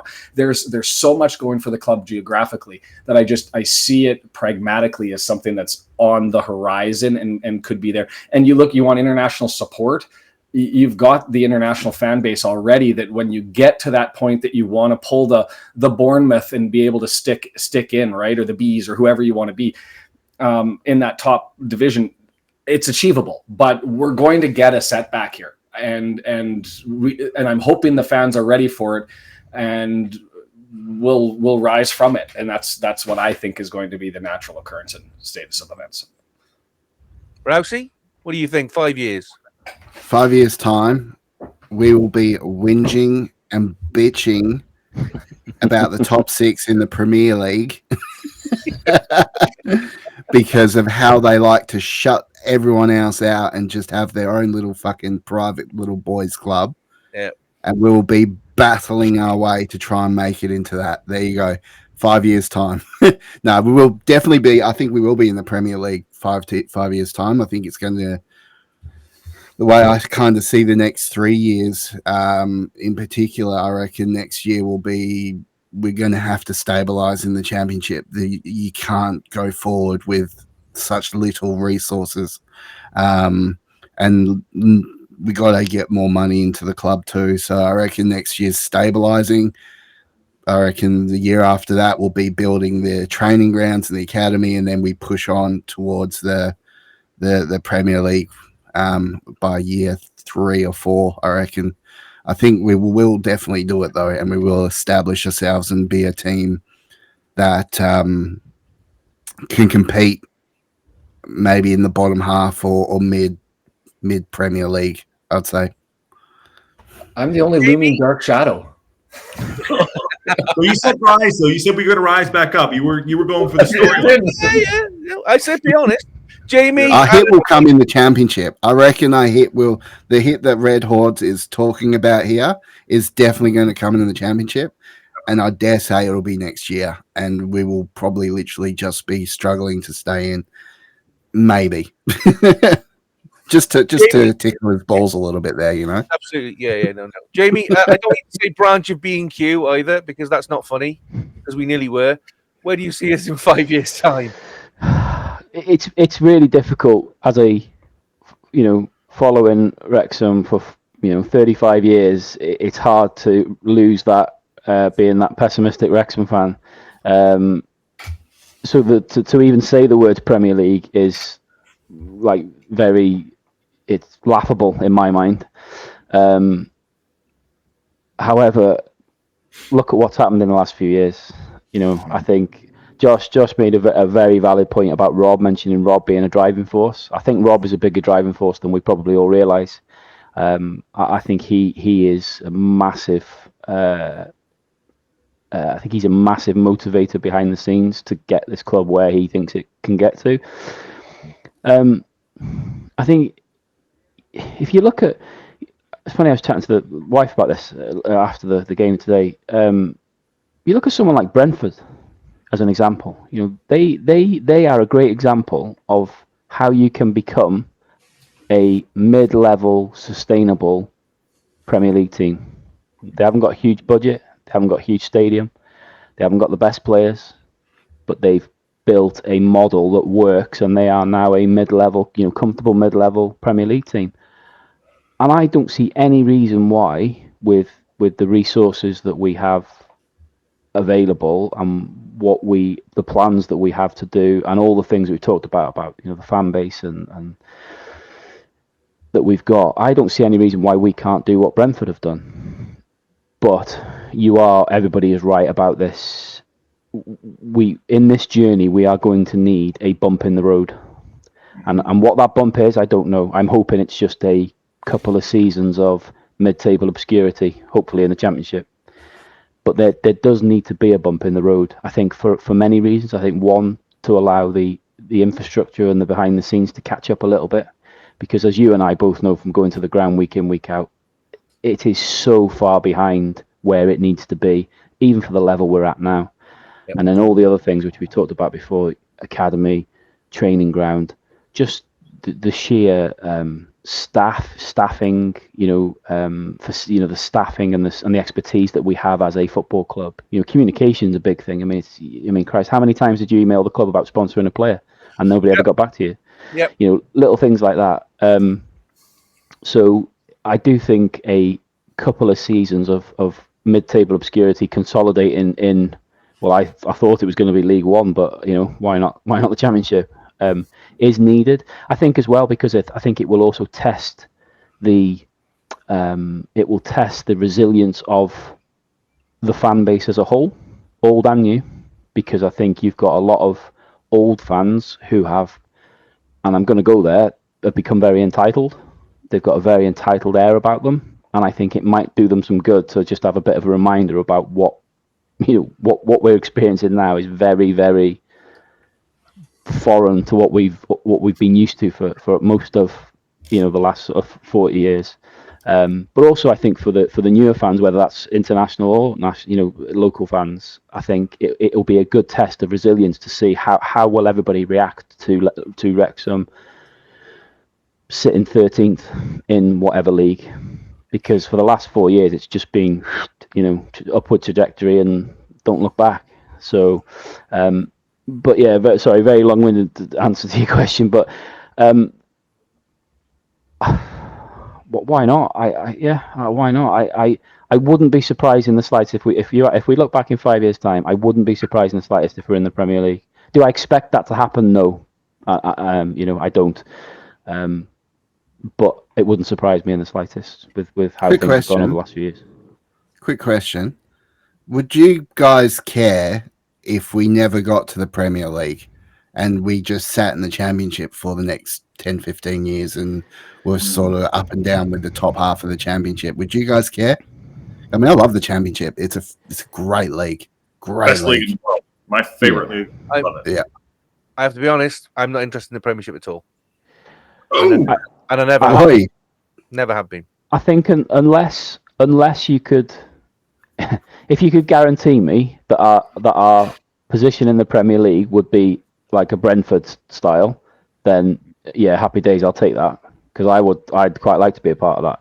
But what I don't want to be is I don't want to be a Leicester or a Southampton where you have this amazing season in the Championship and you blitz the league by 100 points and you go up and then you have a season and you are so far off it and you just come straight back down. I don't want to do that.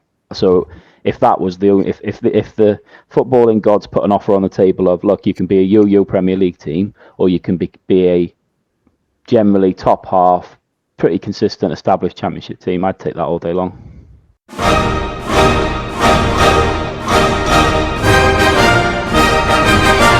Mine would be exhausting. Jamie? Emotional. Yeah, emotional. Rousey? Orgasmic. Nice. Sean? Overwhelming. Josh? Grateful. And as Josh would say on that bombshell, I think that is a good place to finish. Sean, for those who are listening who are not aware of the Red Horde, please give us a quick rundown of what you do week by week. I'll do that. First, I want to be able to say congratulations on the 100th episode, and I don't want that to pass by without saying to you guys, it's an important milestone, an amazing milestone. Love the stuff that you guys do, so kudos. At the Red Horde on all of the socials, not on Twitter anymore for political reasons, and I'll leave those aside. So at the Red Horde, I try to do 3 different types of videos. Sort of gotten away with it, but we've been in discussions about building them up. We do watch-alongs for both the men and the women. I try to do what I call hors d'oeuvres. I'm a lawyer by trade, and so what I do when I have the opportunities, I try to look at the regulations and try to explain them to new fans in digestible format and content. And I do the Who Are You videos early on in the season. I don't continue them on to the second half. When we play the teams, just sort of explain the history around the clubs that Wrexham's going to be facing and that sort of stuff. And so, those are the 3 things that we're doing on. We are actually working on expanding that. That was in discussions today, so hopefully we're able to do that near the end of the season and on the go forward basis. So find us primarily on YouTube, but we are on TikTok and on Instagram and on Blue Sky and wherever else. I think I've already said that. So that's where we're at. Rousey, I have pre-game routines when I'm travelling to either the home or away match. I listen to Rob Ryan Red first because it comes out the day before, and then I always listen to yours afterwards on the travel up to Wrexham or to whichever away match I'm going to, whether it's on the train or whether it's on my car or whatever it is. You are always my next one afterwards because I find Rob Ryan Red, and I love you guys, don't take this the wrong way, but I find you a little bit dry because you're journalists. Whereas I listen to Rousey because he makes me laugh like a fucking drain every single time. It just makes me feel so fucking good. Rousey, please tell everybody about the Rousey's Wrexham Roundup. Yeah, so obviously it birthed from the Two Beards Wrexham podcast, which had me and my ex co-host Adrian. We miss you and love you, Adrian, as well. I gave you a mention in the opening, and we miss you and love you, mate. You take care of yourself. He recently left, so this is a very new venture. Going solo, doing sort of solo interviews. And then a short form episode between that. I think I like to bring a bit of Aussie humor and comedy to it, and just a bit of perspective. I tend to like to think I'm somewhat grounded. I try and give a light-hearted perspective on everything. Because at the end of the day, it's football. It's it's going to be here after we die. So, So I've started Rousey's Wrexham Roundup, which is every Wednesday on YouTube and on Spotify and everywhere you can get your podcast. Still, you'll still be able to listen to it. It's been a hell of a change. Starting back from episode 1, I didn't quite make it to episode 100, so I'd like to say congratulations to you guys on making it 100 episodes. But hopefully Rousey's Wrexham Roundup will last 100 episodes this time, and who knows in 100 episodes time where we'll be, but I know for certain, and a personal aspect, I support all these guys. I support you guys, because we're all bringing eyes to Wrexham. We're all bringing eyes to the club that we love, our club. And I got to say, I'm honoured to be a part of this. So thank you guys. And you can head on over to X and YouTube and look up Wrexham Roundup, and you'll probably see me somewhere. OnlyFans as well. I do have an OnlyFans. Can't do it without your OnlyFans bit. That's the most bit. After my matches, I have a routine as well. So as soon as I get in the car on the train, I look back at Sean's watch along and I watch Sean's reactions to every time we score, because I love the goal. I love that bit because that really absolutely makes me smile. And then I automatically go to the local pundit and I watch all of it. I watch the pre-game.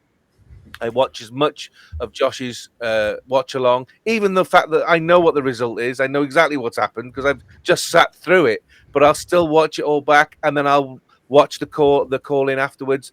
And then by that point, I'll have just managed to catch in live to get your wrap up. So Josh, you're a massive part of my post game. Please tell everybody about the local pundit. First of all, I want to echo to Rousey and Red Horde. Congratulations on your 100th, man. That's not an easy feat. To do what this is, to go out and put yourself out there and to continue on with the channel is very impressive. So congratulations. And Red Horde and Rousey on the new venture. Congrats, dude. So again, blessed to be a part of it too. I started this, I think, 3 years ago. So the local pundit, we do a news show, daily news show. I sadly have plenty of time to do the shows at home. I work from home. So if anything breaks, I try to break it live. I also like to be very, very inclusive. Rousey's been on the show. Welshtechie's been on the show. Sean's been on the show. We all collaborate there. I try to put a different perspective of, I come from a sports and an entertainment background. I want to entertain and have fun. So everyone that comes to our shows, I want you to enjoy yourselves, lose yourself in sport and Wrexham for a little while and enjoy yourselves. The game day build-up show, I love it. We have Ken that does that for us, which is great. Kind of an intro, live watch-alongs, which again, try to entertain, that fun. Sean does a fantastic job. I watch Sean as well myself. If I'm not doing a game, I go and watch Sean for a watch along. It's awesome. And then Wrexham Time Call-In Show is all about everyone that calling in and having their say. So, and then the Wrexham Reaction game day is what we do. But for me, it's all about fun and entertainment. And the channel and the community has helped me out more so than I can even say. But that's what we do on Local Pundit, and we just launched the Global Pundit too. So that's the other thing as well. But I'm blessed to be here. Congratulations, you guys, on their 100th too, and congrats to Rousey and Red Horde as well. They're doing fantastic work. Jamie, from the Eat More Chips side of things, considering it was your idea, and let's not forget that you basically turned to me one day 2 years ago and said, "We should do a podcast," and I went, "Yeah, all right then, whatever." Not realizing it would completely take over my life. What are your thoughts about our three gentlemen who have kindly joined us and their listenership, and also all the other podcasts who, if I try to name them, I'm getting in trouble because I miss some, I'm sure, like Rob Ryan Red, like Fearless and Devotion, like Me, the Wife, and Wrexham AFC, like Racecourse Ramble, like Liam Randall, thank you, yes. And so many others that have joined us. What are your thoughts on all this? Yeah, crazy. Like you say, when I suggested starting a podcast, I wanted to do it about bikini models, but we had to move on to something that we knew something about. So hence we went to football. Yeah, I think. I mean, from our own experience, it's been great to do it every week. I think what is great about all the Wrexham content that's out there and all the guys you've named, these guys that are on here with us now, everyone has got their own little spin. There's their own take on how they see ultimately the same topic, but everybody's doing their own thing. So we've all got our place. I think you could look at it and say, oh my God, how many podcasts and how many YouTube channels do you need for one football club? But what everybody is doing is unique, although it's about the same topic. And everything that everybody does is entertaining. It's interesting. It's valuable. Like we've said a few times during this today, it's all putting eyes and ears on the football club that we all love, and that's what's important. And I think everyone that's doing what they're doing are doing it for the right reasons. They're doing it because they love Wrexham Football Club. I don't think anybody's doing it because they're trying to, if somebody does manage to get something successful they can make a living out of, good luck to them. But I don't think anybody's doing it for that reason. They're doing it for the love of the football club. And it's great, isn't it? It's great to get so many different perspectives on the one common topic. Like you said already, what these guys do is brilliant. Unfortunately, I don't get to sort of to watch along a lot of what these guys do as much as you do. Maybe you've got more time on your hands than I have. But when I do and what I have seen is great. But obviously the podcast listening to the audio stuff is a regular occurrence during the week for me at different times. Just keeping up with it is the challenge. But yeah, I can only compliment. Obviously, these guys that are here with us, but like you said, listed all the others all play their part. And I think what's really nice about it all is there's a genuine mutual respect amongst all of us. There's no competition. There's no animosity. It's you and I speak to guys from Racecourse Ramble and from Fearless and Rob Ryan Red and stuff like that. It's a little community in itself, and it's been another sort of little side highlight to what's been going on. I can't believe we've made 100 episodes, but there you go. The sun is setting in the west, and the warm glow of the day is fading into the deep velvet of night. So we draw this gathering to a close. My thanks to Josh, Sean, Rousey, and all the podcasters, wherever they are, who help tell the Wrexham story. Your dedication, passion, and commitment show how much the club and the town means to us all. History may remember the glory, but we do it for the love, and that will never change.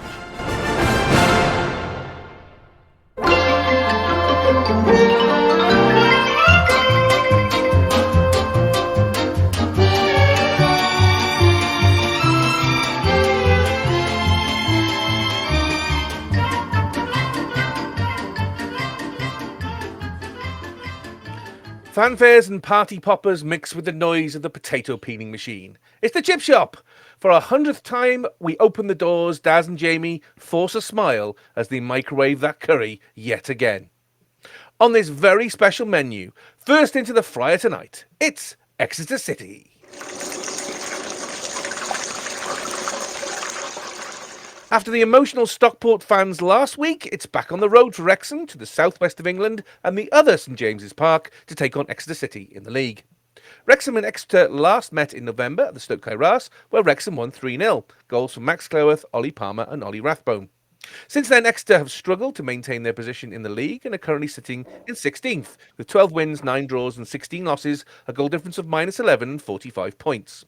Their last 5 league results: a 0-0 away at Reading, a 2-0 win at home to Shrewsbury Town, a 2-0 win at home to Mansfield Town, a 1-1 draw away at Rotherham United, and a 0-0 draw away at Lincoln City. And the chips are done. Jamie, lots of Wrexham fans this week are feeling like the job is done. Is it? No. Who have you been speaking to that thinks the job's done? Just go through social media. You'll find them. You're brave if you've come to that conclusion. You're brave. No, it's absolutely not done. It's even though we are very much in the home straight now, there is still a lot of football to be played, a lot of twists and turns, I'm sure, still ahead of us. I said to you before we came on tonight, I was sort of doing a bit of research for these next 2 games. Yes, viewers, I was doing research. That's the 100th episode. Blimey. I know, yeah. It's only taken 2 years and 100 episodes. And both of these next games coming up concern me a little bit because I think with Exeter, they're. I mean, first and foremost, you gave their last 5 results there, and I think if you look back, I think they're unbeaten in 8 now. Okay, there's draws mixed in there, but they're still unbeaten in 8, which is not a bad run. They've tightened up defensively of late. I was looking back at some of the stats of their games, and they've not conceded an awful lot of goals. It'll be a full house. They made a big thing on Twitter about the fact they're sold out. Surprise, surprise. And I think the reason why it makes me a little bit nervous is it's the sort of game where historically Wrexham struggle in more than they don't because of the opposition. That sounds really derogatory to Exeter. I don't mean it to, but we have this tendency to maybe not quite get up for certain teams as we do for others. And I think if you look at Exeter's position in the league now, they're probably safe. I mean, mathematically they're not, but I think they probably are safe now. But they are right down there at the bottom. They've got nothing to play for. So, they could potentially see this as a big scalp. And I get a feeling that they'll be up for the game. So it's important that we do go into this game with the right frame of mind. I mean, Parky's a master in this, isn't he? He's done it for the last 2 seasons with us. He knows how to get promotion. He knows what to say and what to do to get the best out of players in these scenarios. I think we've got a good mixture in that team of experience and younger players as well. So whilst I'm nervous, I'm confident that we will approach the game in the right manner, and ultimately that manner will be the same as what we've seen for the last 3 months, which is I think it'll be the aim will be keep it tight, keep them out, let them have the ball, and try and nick a goal. And if I don't expect a rip-roaring repeat of what happened when we played them at home. But I'd be lying if I said I wasn't nervous about this game. But then I'm going to be nervous. I'm going to say that every week now for the next few weeks. Every game that comes along, whoever it is against, I'm going to say that. For different reasons. Me and you both. Daz, your son is at Exeter Uni. You've watched them previously, and you've made the late call to possibly come with me to hopefully watch the Dragons win this weekend. Are Exeter a side Wrexham should be wary of? Wary of? No. They're not. Their league position matches the games that I've seen. I would say I've been to the ground, I've watched them play. They probably deserve to win the game against Charlton, but conceded a late goal. They're lacking the consistency, and so so I think confidence is fairly placed in this situation. But Jamie's already alluded, Wrexham are a scalp. They are a team that people raise their game for. They're going to want to try their best. I'd like to think that if you're paid that amount of money, you try your best every week. But we know what the situation is, that they do tend to raise a game a little bit further, don't they? So I would say that there's not somebody they should fear, but they certainly should certainly expect to get a tough battle, home ground and all of that. For Exeter, they've done okay. It's usually narrow wins or draws and stuff as well in recent as well. So they're not thumping anybody. They're not. So I think their league position is probably a fair reflection of their season. But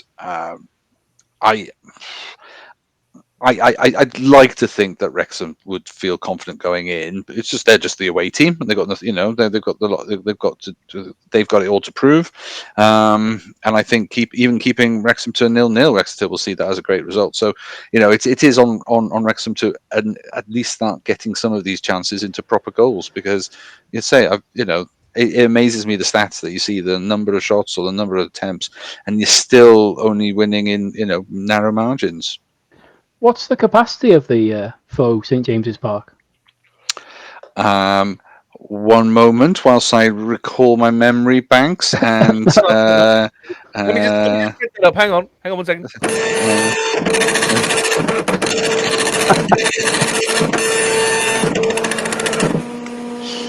I mean, I mean, give it take a couple of seats, depending if people have got fat asses and take up 2 seats. But normally they can fit 8,200 and maybe 19, something like that. Seamless. Honestly. No, I didn't. I wasn't looking for the specific number. I just thought, did you have it roughly idea in your mind how many it was? Yeah, no, I was gonna. I remember they were just. It wasn't quite full the last time. It was just around the 8,000, but I think it's 8,700 is what it can do. So it was, it was a decent crowd because obviously Charlton are a name. It's quite some packed ground, isn't it? Because it's an old ground, isn't it, Dad? So it has Yeah. that kind of olden-y feel to it anyway. Yeah, the away end is quite a small row, and it's one of those short stands, literally about 5 or 6 deep, nothing to it. But then on either side is flanked by some really, relatively decent sized grandstands. But the cop end, or whatever, like the home crowd behind the goal is a big old stand, and it's good old standing situation, and it's proper. I really enjoyed being in that home end. It was really good. I'm just trying to remember from when they were playing Forest recently in the FA Cup, and I watched it on TV, and I think one of the stands, I don't know if it was in context of the game, in context of the ground, but one of the stands, it's like as if it's only like half of it is monopolised. It's like a big gap at the other end. It's like as if they're waiting for the rest of the Lego bricks to turn up to finish it or something. I know the bit you mean. Yeah, so it's about 2/3 of the width of the length of the pitch, and down in that gap is there is like a food and drink and stuff, but because it goes down a slope, because that's where the railway line is and the railway station. So I don't think they can build out on that bit without leveling it all up. They'd have to build up half the hill to do that. So it's not a straightforward. So I think they've literally built it and then let it slope away. My OCD was off the charts when I was watching it on the TV. I was like, proper twitches and everything. It's like freaking me out. But no, it'll be a tough game either way. I just wasn't sure what the capacity of the ground was. So yeah, about 9,000. Interesting. So time for the salt, vinegar and sauce Cork. Jamie, what's your score prediction for Exeter City versus Wrexham? Well, I agonised for ages about these two games coming up, and I've got a feeling we're going to draw one of them, but I couldn't bring myself to do that. So I'm going to say a Phil Parkinson dinosaur football special, Wrexham 1-0 win. Daz, what's your score prediction for Exeter City versus Wrexham? It's as if he's reading my script. He knew I was going to go for a 1-0, didn't he? I've gone 1-0 Wrexham, and normally I stick to my guns in these situations, but it feels like... I don't know, Daz, you mentioned 0-0 before. You sure don't want to go for a 0-0? Sounds just, I did mention it. I do think Exeter would welcome a 0-0 result, but can I see them getting a 0-0? Everything about this tells me it's going to be 1-0. I just, but it's. Don't let him fish you in, Daz. Don't let him. No, I know. I'm gonna stick with a 1-0 win. Yeah. No, sorry, mate. And I'm predicting Exeter City 1, Wrexham 1. Wrexham have form for following a big win with an annoying result. Although Wrexham's form away from home has improved, Exeter, as we've said, are unbeaten in 6 and haven't lost a game at home since January. It would be a very Wrexham thing to do the slip-up this week. I think, sorry to interrupt you, but I think that would still be a good result, I think, we need to get out of this head. We need to get out of this head zone that we have to win every game that's left now, because we're not going to. We are going to drop points somewhere along the line. Absolutely. But so are Wycombe, and so are Charlton, and so are Stockport, and that's even if you're still counting Charlton and Stockport, But Wycombe absolutely will drop points before the end of the season. So I would still, I'd still think a draw would be a good result. Totally. So let's wrap those chips up to keep them warm. And next into the fryer tonight, it's Briton Ferry Llansawell Women.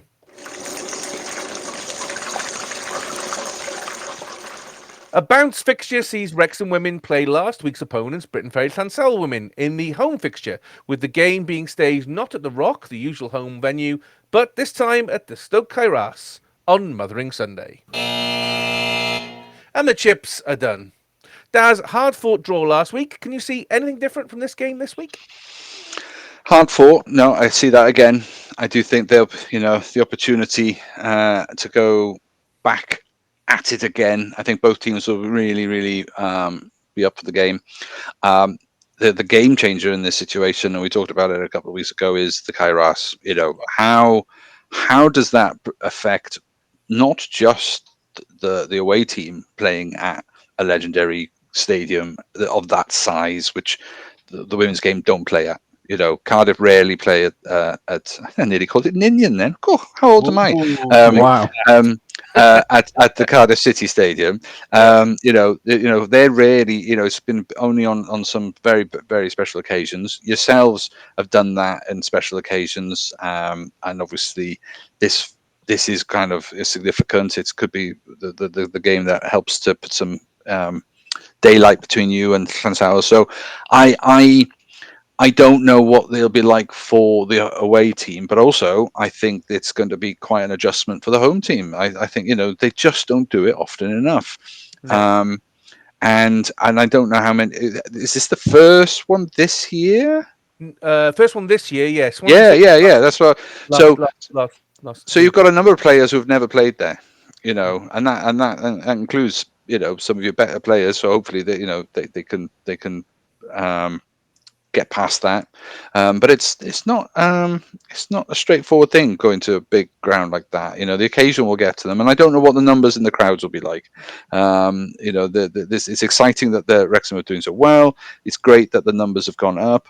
The support for the women's game in North Wales was really evident with the international match that was played there as well. So there's a lot of potential to sort of capitalize on. I still feel it. There's a risk when you go to big grounds, small crowds. It doesn't have the cauldron that you want it to be, unless you get the crowds in. So I think there's a risk there. But no, I think it'll be an entertaining game. I think it'll be a physical team again, physical match between two physical teams, and both capable of scoring. And so I wonder if it'll be another tale of defences and goalkeepers that makes the difference between the results. So time for the salt, vinegar and sauce coch. Daz, what's your score prediction for Wrexham Women versus Briton Ferry Llansawell Women? Okay. If you didn't know what that meant was my I am actually going to give Wrexham the benefit of home advantage and rising to the occasion. I am going to give them that. And so I have gone, this is what I wrote down. Do I stick with it? Yes, go on. 3-1 Wrexham win. Jamie, what's your score prediction for Wrexham Women versus Briton Ferry Llansawell Women? So I agree with what Daz has said in regards to the unknown of playing at the Kairos. It's not the usual. It's not necessarily the usual advantage that you would think playing at home. But I think it was a very close game, too well match size last week. And I think that whilst it will be daunting playing back at the Kairos, and like you say, there's people in the team that haven't played there before, I do think the home advantage will just give Wrexham the edge this week. But I'm going to go for a 2-1 Wrexham win. And I'm predicting Wrexham Women 2, Briton Ferry Llansawell Women 1. Wrexham being at home will make the difference here. I mean, the pitch is flat for a start, unlike at Briton Ferry. There'll be more space for Wrexham to run the channels, more space for them to run down the wings. It will still be a bruiser of a game, but I think Wrexham will come out on top. So let's wrap those chips up to keep them warm. And last into this special fryer tonight, it's Cambridge United. Back to 2 games in a week and a midweek trip to Cambridge in the league. Wrexham and Cambridge last met just before Christmas, where Cambridge managed a 2-2 draw. Wrexham goals from James McLean and Stephen Fletcher before Lewis Brunt gave away a penalty in the 89th minute. Since then, Cambridge sacked Gary Monk in February, boo-hoo-hoo, and Neil Harris returned to manage the club after leaving them for Millwall last year. They have been welded pretty much in the relegation zone since, currently 23rd in the league, with 7 wins, 9 draws, 22 losses, a goal difference of -26, and 30 points, 12 points from relegation safety. Their last 5 league results: a 1-0 loss at home to Stevenage, a 1-0 loss away at Wigan Athletic, a 2-1 loss away at Blackpool, a 1-0 loss at home to Peterborough, and a 1-1 draw away at Barnsley. And the chips are done. Jamie, a team right in trouble at the bottom of the table. Wrexham should walk this, shouldn't they?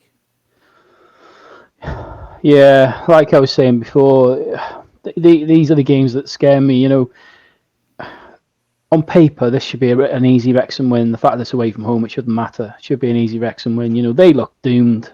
You know, they look doomed. They've had a crap March. They've had a terrible run of results in March.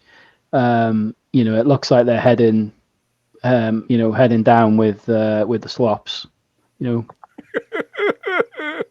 just down. Just in case anybody hasn't seen that. So yeah, it looks like they're heading down.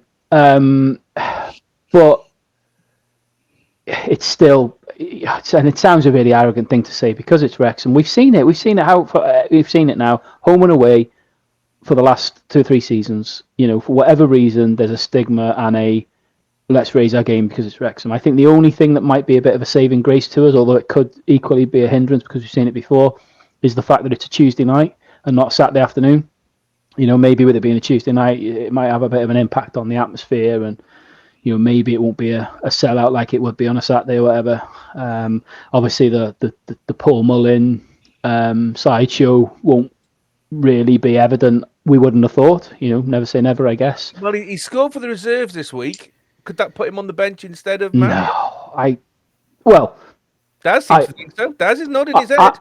I'm not saying I wouldn't want to see. I'm not saying I wouldn't want to see that. I'd be more than happy to see him ahead of Marriott on the bench at the minute. I just don't see why. Excuse me. I don't see why scoring in that reserve game is going to change Parky's mind. Palmer scored. Scar scored. I mean, God bless the Mansfield kids because they must have wondered what was going on when they sort of come out of the changing room. Under 21s as well, so they you know, because you look at that team that Wrexham put out this week in the reserves, it was crazy.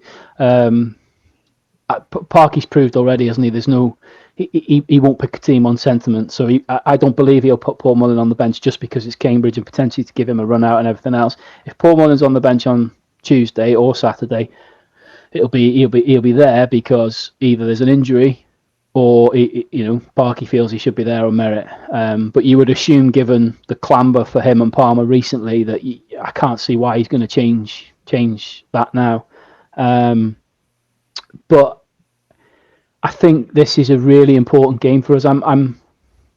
This one to me is more of a must-win than the Exeter game, because I think this is absolutely a game we should be winning. We need to make a statement with this one.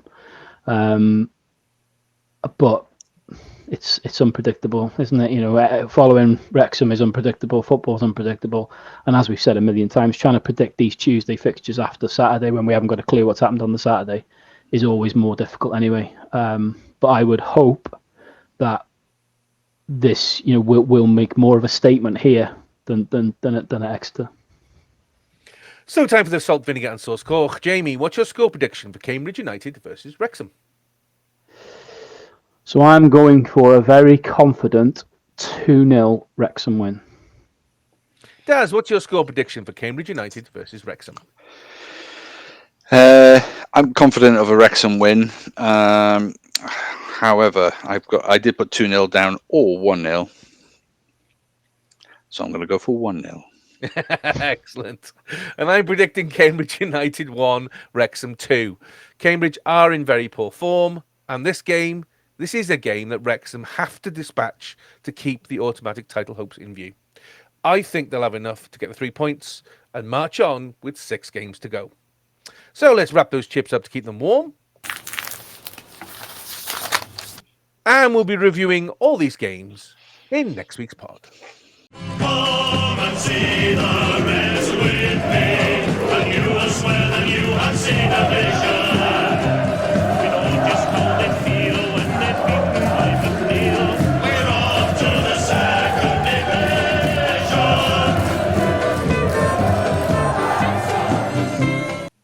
And there you are, 100 episodes all done. It's time to get the mop out and clear up the mess. You've been listening to the Eat More Chips podcast, the official podcast for one of the greatest Welsh supporters flags in the universe. If you have enjoyed listening to us, please support the podcast, like, subscribe, and leave a comment. You can find us on audio at Spotify, Apple, and YouTube Music. You can also go into our social media, such as X, Threads, and Blue Sky, at Tweet More Chips, or drop us an email, eatmorechipspodcast, or one word, at gmail.com. Instagram, YouTube, and now even TikTok. Eat More Say Chips. what? I know. And on Facebook, search for the Eat More Chips podcast group. You can leave us a review if the platform you're listening on lets you do so. And if anything particularly you'd like us to discuss, please feel free to drop us a line. We have so many thanks for 100 episodes to everyone who has taken part in the pod. Carlos Edwards, Gemma and Gaz Owen, Neil Roberts, Billy Ashcroft, Gwen and Harries, Dylan Ebenezer, Michael Starkey, Bryn Law, Andy Morell, Simon Cook, Andy Taylor-Edwards, Dave O'Brien, Spencer Harris, Steve Lloyd, Tim Edwards, and the dulcet tones of the legend that is Ian Gwyn Hughes, who's opened every single one of the 100 episodes so far. Thanks also to all the providers of music for the pod, particularly North Wales folk band The Harvesters and their 1978 Wrexham football song, plus, of course, the Red Wall for the national anthem at the end. But of course, none of this would have been possible without the two most important people, without whom there would be no pod at all, as nobody else has the carer's license that can look after me when I'm all covered in wee. So, thank you, Jamie. My pleasure, bro. And thank you, Daz. My pleasure, absolutely. Well done. I've been Welshtechie. Don't forget to like and comment on episode 100 on YouTube to enter the prize draw. And until next time, come on, Cymru, and come on the town.